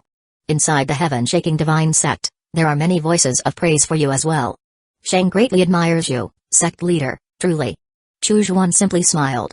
"It's just empty fame. If I had the choice, I would rather stay away from conflict and not be involved in bloodshed. After all, I've never been someone who enjoys fighting." Upon hearing this, Shang Xingqian laughed heartily but didn't say anything further. He picked up his tea, about to take a sip, when he glanced around and smiled. "I've long heard that sect leader is proficient in the art of poison insects, and today I finally get to witness it firsthand. To think that even the hot tea can't harm the insect eggs. It must be extraordinary indeed." Chu Zhuan's expression remained unchanged. "Fellow Taoist Shang is no slouch either. Your poison techniques are quite exquisite. You've managed to spread 4 types of poisonous powder while speaking. One that can confuse the mind, another with fire toxicity, a third with ice poison, and the last one, which can slow down spiritual chi. These 4 poisons may not kill me immediately, but over time, as the dosage increases, they will slow down my ability to cast spells during battle." Shang Xingqian smiled warmly. Such a small trick, and it was easily seen through by the sect leader. "It seems you're not only skilled in the way of poison insects but also quite proficient in the art of poison. I believe I'll have to discuss it further with you in the future, sect leader." Chu Zhuan smiled back. "That would be excellent. We can help each other improve, and that's a wonderful thing. I wonder, fellow Taoist Shang, why did you choose to join the Heavenly Infinite Sect and become a nascent soul elder? With your talents and disposition, becoming a nascent soul disciple of the heaven-shaking divine sect would have been no difficult task." Chapter 308. Isn't it just the holy ant tribe? Charge. Shang Xingqian sighed with a smile. "It's all because of my useless older brother. I gave up my spot for him. Master Luo of the Heavenly Blood Alliance invited me to his place. I thought it over, but in the end, I came to Mystic Azure Star. Not for any particular reason, but mainly because of you, sect leader Chu." Chu Zhuan raised an eyebrow. "Because of me?" Shang Xingqian smiled warmly. "Sect leader Chu went from a mere chi refining cultivator to the position you hold today. There must be something remarkable about you. Now, as I'm living under someone else's roof, I naturally have to choose a strong leader." Chu Zhuan smiled back. "In that case, I welcome you, fellow Taoist Shang, to join the Heavenly Infinite Sect." Shang Xingqian also smiled. "Thank you, sect leader, for your approval. Now, I'll be able to shine and contribute to Heavenly Infinite Sect." The two walked out of the sect leader's hall side by side. One turned left, the other right, heading to their respective caves. Shang Xingqian gently patted his sleeve, making sure to secure the poison powders even more tightly. "I used 4 kinds of poison powder to test him, and he actually detected it quickly and even described their effects. It seems that sect leader Chu's poison techniques are also quite formidable. This man, rising from a chi refining cultivator to his current position, truly isn't someone with just empty fame. It looks like I'll have to improve my poisons further. Since regaining my memories, This is the first person who was able to dissolve my poison so easily. I've truly made the right choice returning to Mystic Azure. Meanwhile, Chu Xuan furrowed his brows. The hidden bee egg had only been a test to gauge Shang Xingqian's abilities. If Shang Xingqian had failed to detect the insect egg, it would have shown that his strength was average, and there would be no need to pay further attention to him. But the fact that Shang Xingqian discovered it so quickly indicated that he was someone worth keeping an eye on. Chu Xuan had used a different insect egg this time. It wasn't the standard second transformation poison insect. It was a third transformation insect, enhanced and refined with techniques he'd gained from studying various demon insects. Most nascent soul cultivators would struggle to detect it. It seems the hidden bee still needs to be improved, at least to the level of a fourth transformation insect, before it can't be detected by him. Chu Xuan thought to himself as he left. He wasn't truly trying to control Shang Xingqian with the hidden bee, he merely wanted to understand the man's true intentions for joining the Heavenly Infinite sect. In the following days, Shang Xingqian quickly integrated into the Heavenly Infinite sect. Every day, he followed the rules, doing what he was supposed to do. There was no sign of trouble from him. Shi Junshan, Wan Hun, and the others found him to be a warm and approachable person. Bei Jingkun and the other Golden Core disciples saw him as a friendly nascent soul senior. As for the lower-ranked disciples, they regarded Shang Xingqian as the epitome of a nascent soul elder, always smiling, always approachable. But Chu Xuan had an instinctive feeling that there was something off about him, as if Shang Xingqian was hiding some kind of malice beneath his gentle exterior. After all, anyone who tried to poison him every time they met, and always with different poisons, could not possibly be a normal person. Of course, every time they met, Chu Xuan also made sure to iterate and improve his insect techniques. After all, as the sect leader, he had resources and disciples to acquire any kind of insect he wanted. Every encounter between the two was a subtle test of each other's abilities. In the cave world. As usual, Chu Xuan cast a glance into the cavern. The traps set by Lai Yong had proven effective.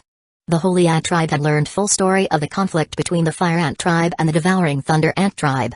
After conducting a field investigation, several of the Holy Ant tribe's elders deliberated for a long time and finally decided that the Fire Ant tribe was innocent. They were granted the full territory of the Devouring Thunder Ant tribe. After all, the Fire Ant tribe had always held the moral high ground. After conquering the Devouring Thunder Ant tribe, they didn't indiscriminately slaughter innocents but treated the Devouring Thunder tribe's people fairly and even offered preferential treatment to them. Naturally, the Holy Ant tribe didn't feel they could say much. Now, the Fire Ant tribe, under the leadership of Lai Yong, had grown into a medium-sized tribe. Its scale was now comparable to, if not larger than, the former Devouring Thunder Ant tribe. The territories of several other medium-sized tribes around them had been partially taken over by the Fire Ant tribe. Chu Xuan's gaze shifted back to Lai Yong. At this very moment, Lai Yong was lying in a chair, wrapped in soft white insect leather. He was holding a beautifully bound book and reading it with great interest. Paper books were a luxury in the cave world. Most people only had access to bone tablets engraved with characters. Chu Xuan looked around. The decoration of this house was clearly very extravagant. Everywhere he looked, there were statues of demon insects made using secret techniques. They looked so lifelike, as if they were about to leap out and launch an attack at any moment. Chu Xuan carefully observed Lai Yong.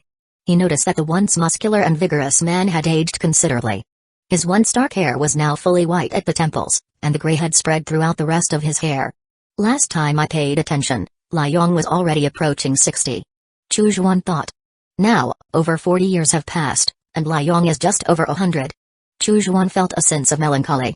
Lai Yong was undoubtedly an outstanding figure, a true hero. But even such a person had one foot in the grave. After all, Lai Yong had never managed to break into the ranks of Platinum Insect Masters. He's truly reaching the end of his lifespan. Chu Xuan mused. Suddenly, Lai Yong began coughing violently. He hurriedly walked to the wall beside him, where there was a row of transparent, tube-shaped insects. These insects were called crystal tube worms. Those with some status would use these worms to hold their wine. The worms were quite obedient, just a light tap on their body, and the liquid inside would spill out from their mouths into a cup.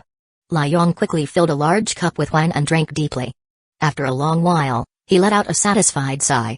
This longevity wine really works, he said, his voice full of contentment.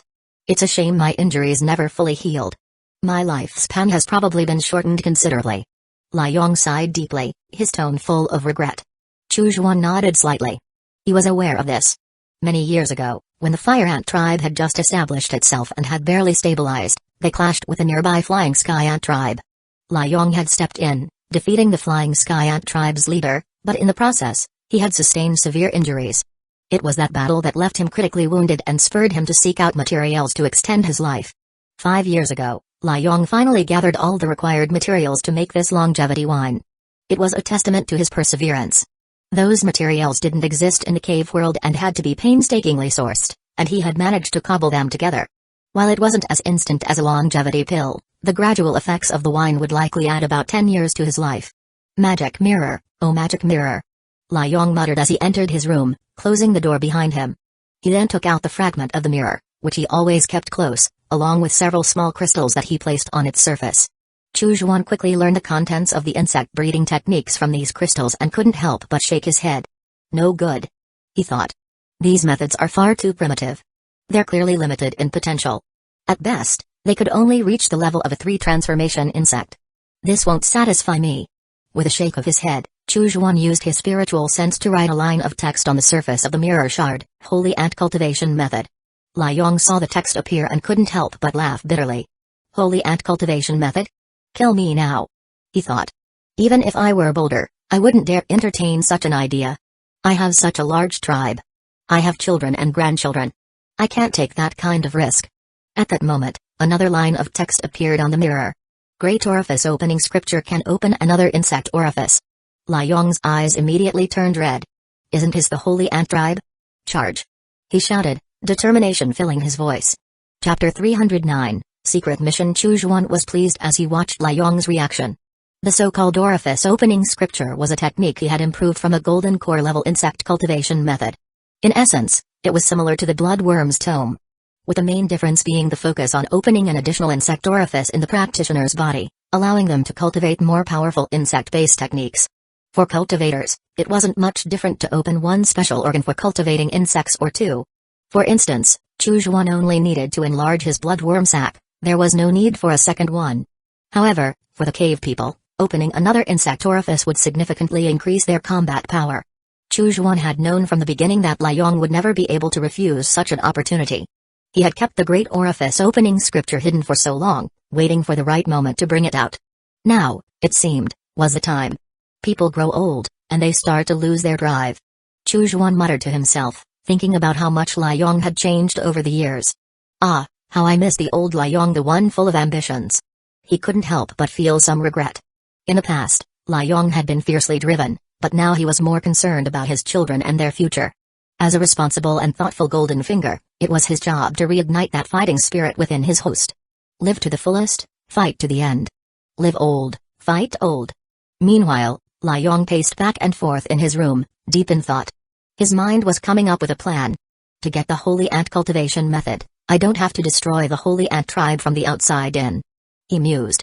I can infiltrate from within, corrupt them slowly. My 8th son has already married the granddaughter of the 5th elder of the Holy Ant tribe.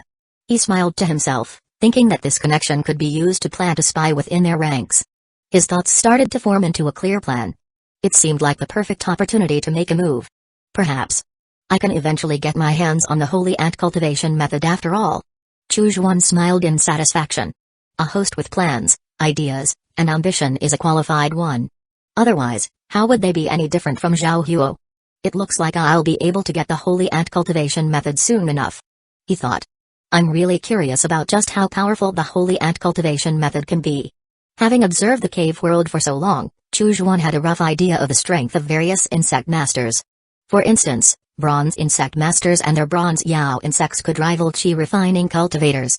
Silver insect masters and their silver Yao insects could be compared to foundation establishment cultivators.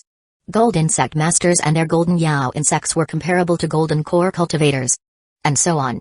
The Holy Ant tribe, a large tribe, had its strongest members as platinum insect masters, whose power could rival nascent soul cultivators, though their lifespan was much shorter. Their strength came from the support of their demonic insects. The Holy Ant Cultivation Method, which allowed the cultivation of ants up to the level of nascent soul cultivators, undoubtedly held immense potential.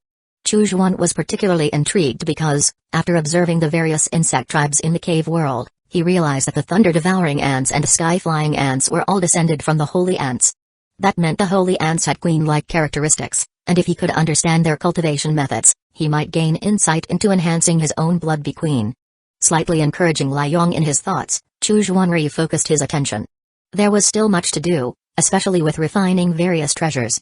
The Heaven Corpse Tower had already been refined into his life-bound magic treasure, but the nether beeswax and blood river crystals still needed to be integrated into the blood beehive and the evil soul chain. These things required time. Now that Lai Yong was busy making his preparations, Chu Xuan decided to focus on these matters. Time passed swiftly. In the blink of an eye, 3 years had gone by. Chu Xuan exhaled a deep breath and rose to his feet. He had spent the past 3 years in this secluded space, carefully refining his 2 magic treasures once again. Finally, the results were in. The blood bee nest, after incorporating the nether beeswax, had grown 3 times its original size and its outer shell had become significantly more resilient. What delighted Chu Xuan even more was that the blood bee queen, likely influenced by the nether beeswax, had experienced a rise in its cultivation, now reaching the late stage of the 3rd transformation. The most surprising change was that the new brood of eggs laid by the queen now exhibited a trait inherited from the nether bee, the ability to become invisible. However, this invisibility was temporary and consumed the short lifespan of the bees, unlike the ancient nether bees, which could remain invisible indefinitely without any cost. Even so, this was a significant improvement. Chu Xuan gave a mental command, and the black chain shot out. The evil soul chain, which had been refined with the blood river crystals, had gained more sinister energy. The stench of blood was now even more potent. Chu Xuan casually summoned a zombie and pulled it over. With a swift flick of the rope, the zombie's blood was immediately absorbed by the evil soul chain.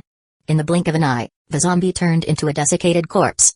A gust of wind blew, and it quickly turned to dust, scattering into the horizon. Roar! Hueco appeared, letting out a joyous howl. Chu Xuan noticed that the entity's soul had been slightly affected by the blood river crystals as well, showing a hint of red in its ethereal form. The overall presence of Hueco had visibly strengthened. Not bad. Chu Xuan murmured, pleased. With the upgrades to both the blood beehive and the evil soul chain, my power has increased once more.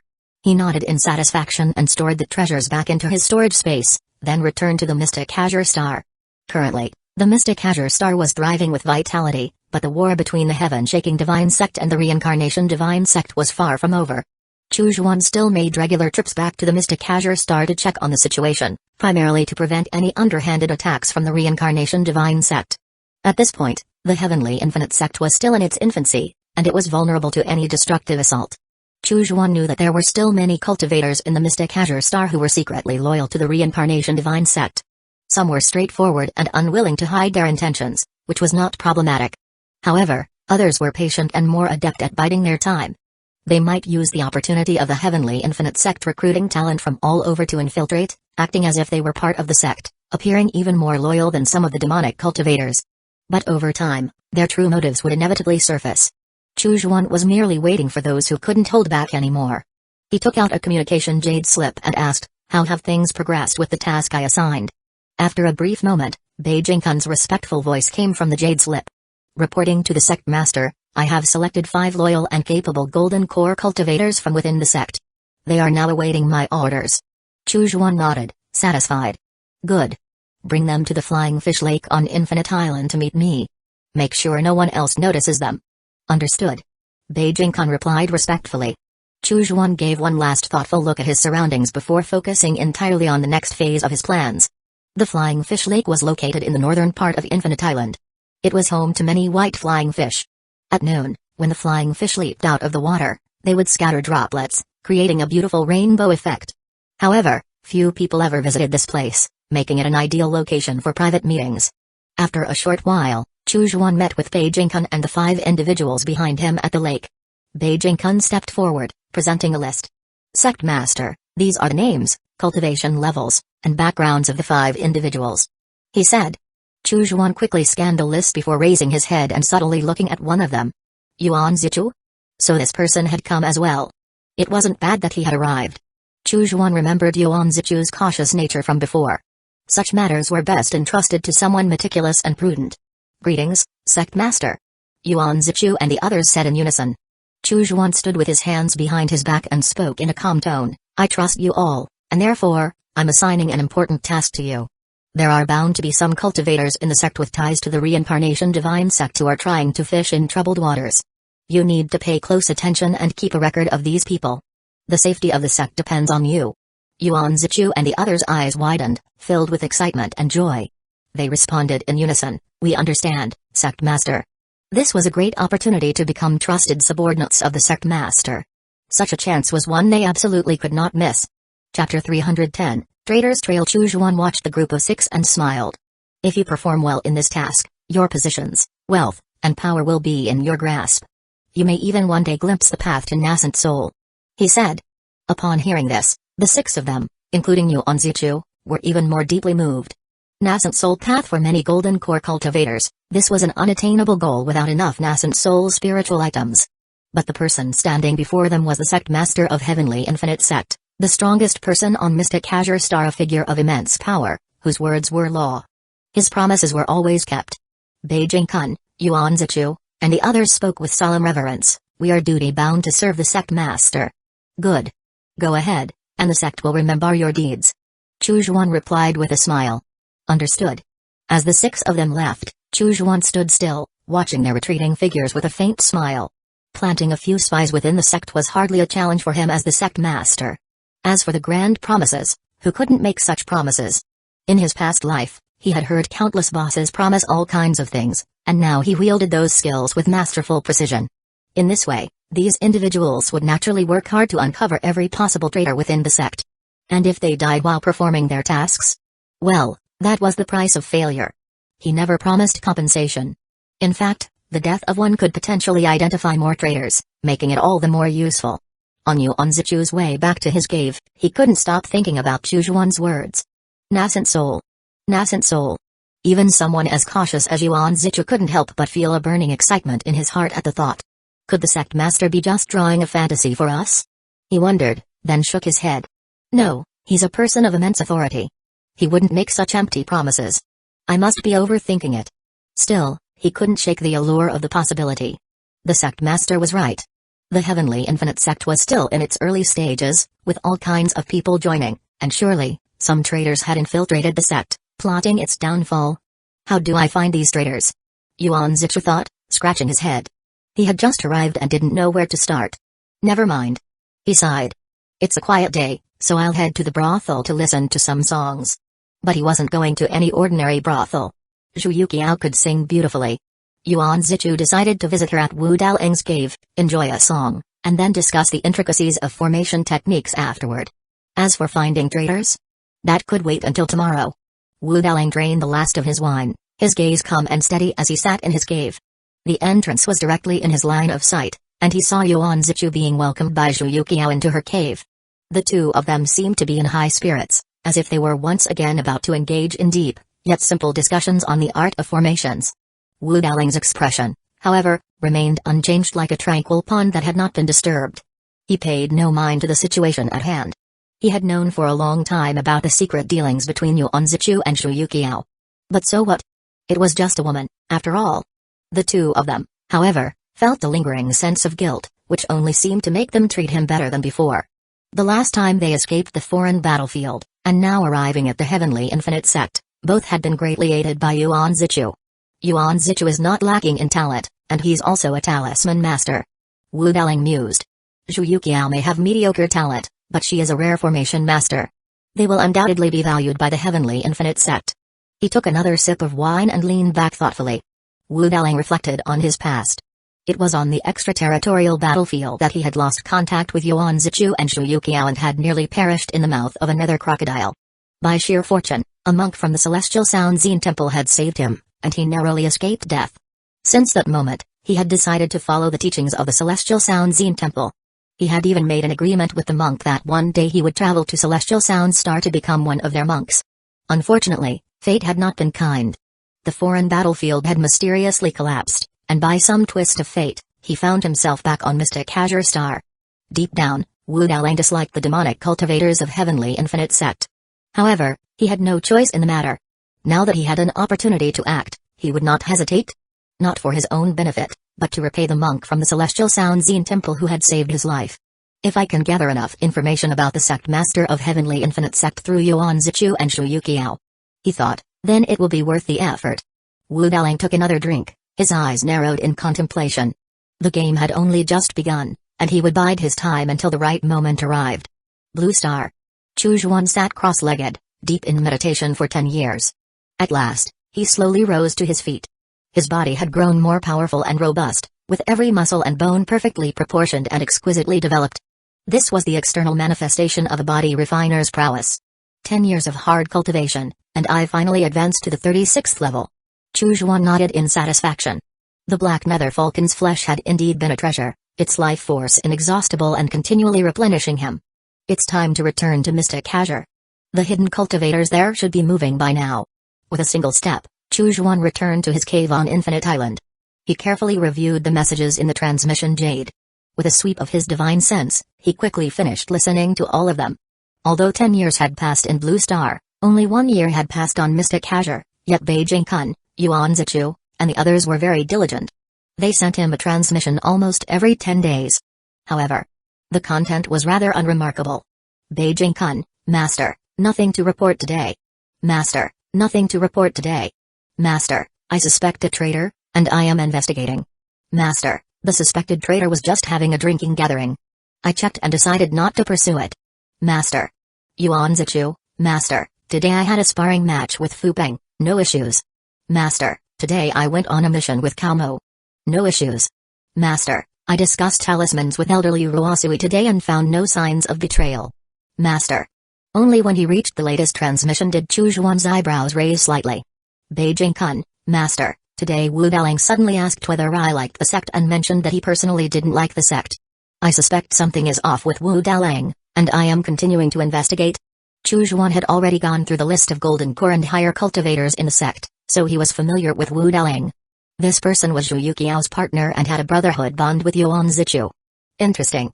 Chu Zhuan muttered to himself. It looks like it won't be long before I can drag out the big fish hiding in the background.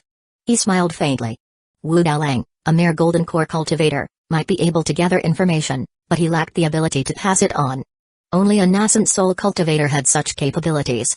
Who could it be? Chu Zhuan pondered. Could it be Shi Junshan, Wei Ji, or one of the nascent soul cultivators stationed on Mystic Azure by the Heavenly Blood Alliance? The nascent soul cultivators from the Heavenly Blood Alliance were not part of the first batch of recruits. They had been sent later, and the reason was simple. The Heavenly Infinite Sect, though powerful, was still small and weak. The Heaven-shaking Divine Sect feared that the Heavenly Infinite Sect might not be able to hold Mystic Azure, so they ordered the Heavenly Blood Alliance to send reinforcements. Chapter 311, Painting a Pie in the Sky. These few individuals were ostensibly under the command of the Heaven-shaking Divine Sect. Chu Zhuan understood this well. In addition to assisting in the defense of Mystic Azure Star, their other role was to keep a watchful eye on the Heavenly Infinite Sect. Especially on him, its sect leader. Given the current turbulent times, it was only natural for the Heaven-shaking Divine Sect to prepare for both outcomes. Chu Zhuan, however, did not concern himself with this. He only cared about who the traitor was. Mystic Azure Star was peaceful and serene. He had no desire to become embroiled in a war between the Reincarnation Divine Sect and the Heaven-shaking Divine Sect.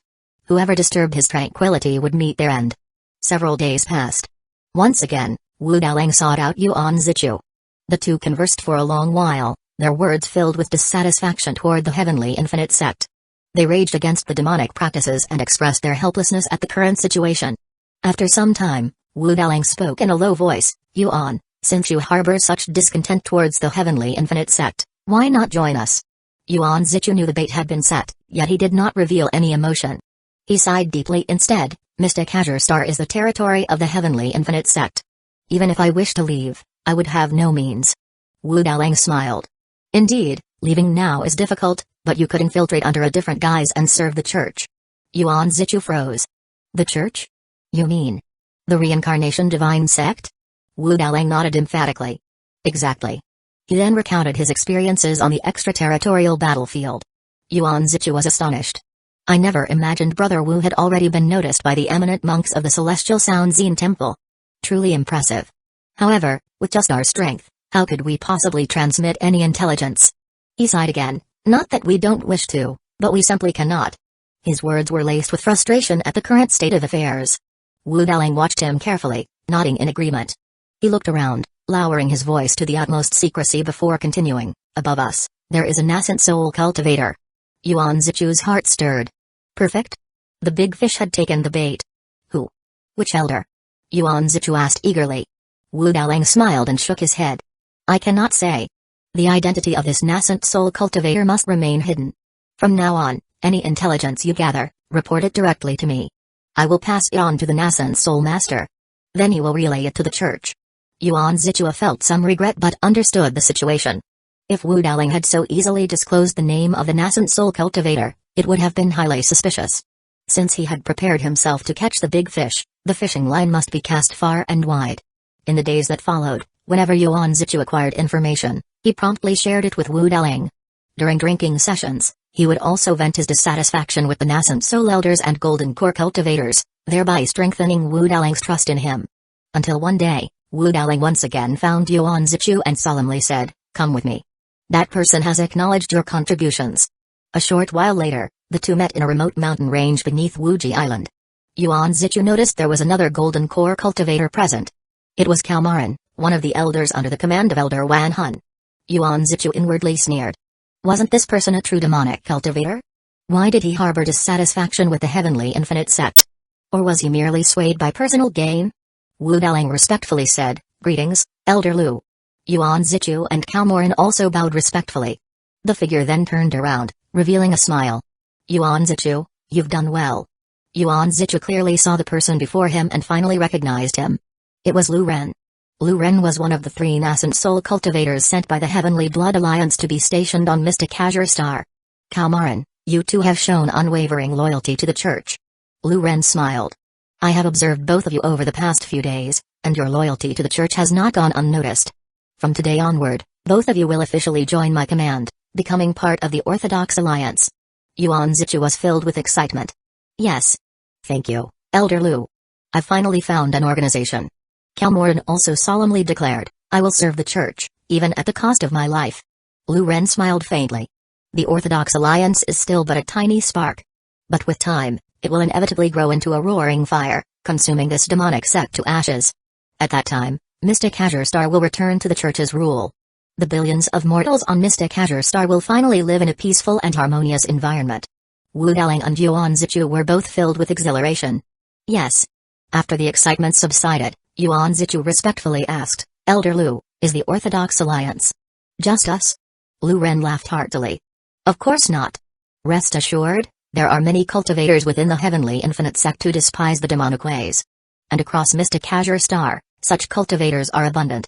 When the church once again turns its attention to the Mystic Azure Star, we will raise our arms in unison, and the world will respond. With this inner and outer coordination, we will surely welcome back the Divine Army. At that time, you will all have made great contributions and will undoubtedly receive the church's immense rewards. Reaching the nascent soul Tao will no longer be a dream, but a reality within your grasp." Yuan Zichu inwardly sneered. "So, painting a pie in the sky. The sect master's pie is close at hand, but your pie lies far beyond reach." Although he thought this, his face was filled with excitement. "The nascent soul Tao. I will do it. Please, Elder Lu, assign us our task." Lu Ren nodded repeatedly. "The task I give you is simple: continue to sow discord within the Heavenly Infinite sect and turn more cultivators to our cause. Carefully assess their loyalty, and once you have fully trusted them, bring them into the Orthodox Alliance. As for intelligence, I will pass it up to the higher-ups." "Understood." Wu Daling, Yuan Zichu, and Kalmarin all bowed respectfully as they watched Lu Ren depart. By the Flying Fish Lake, Yuan Zichu recounted all his experiences before speaking. "Sect Master, this is everything I have witnessed. Please, Sect Master, give your instructions."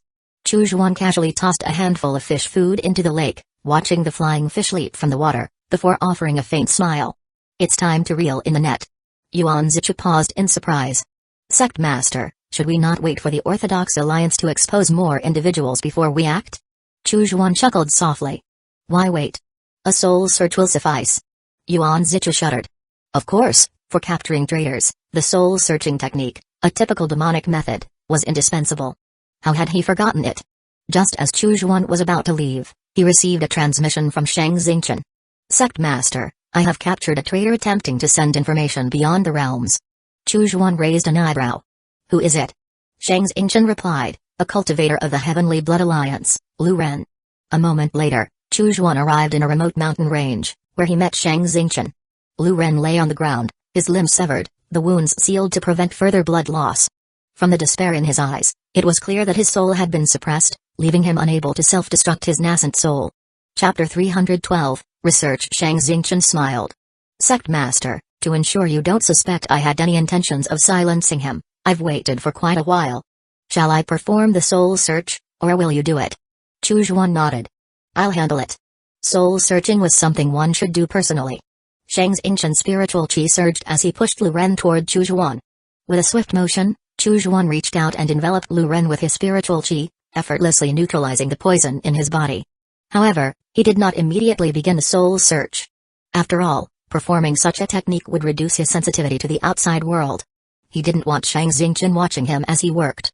Chu Juan turned to Shang Xingqian. How did you come to know this person was a traitor? Shang Xingqian smiled. Cameron is one of mine. Given the sect master's cautious nature, I assume there must be someone among the Orthodox Alliance who is loyal to you as well?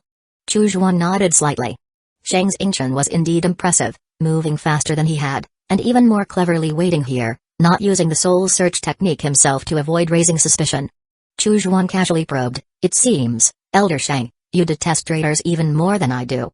Shang Xingqian was the first to act, clearly more eager than anyone to prevent information about Mystic Azure Star from leaking out. Shang Xingqian smiled. The Reincarnation Divine Sect and I have a deep enmity, a matter of life and death. Rest assured, Sect Master. I, Shang Xingqian, will never stand with the Reincarnation Divine Sect. Sect Master wishes for peace and stability on Mystic Azure Star, and so do I.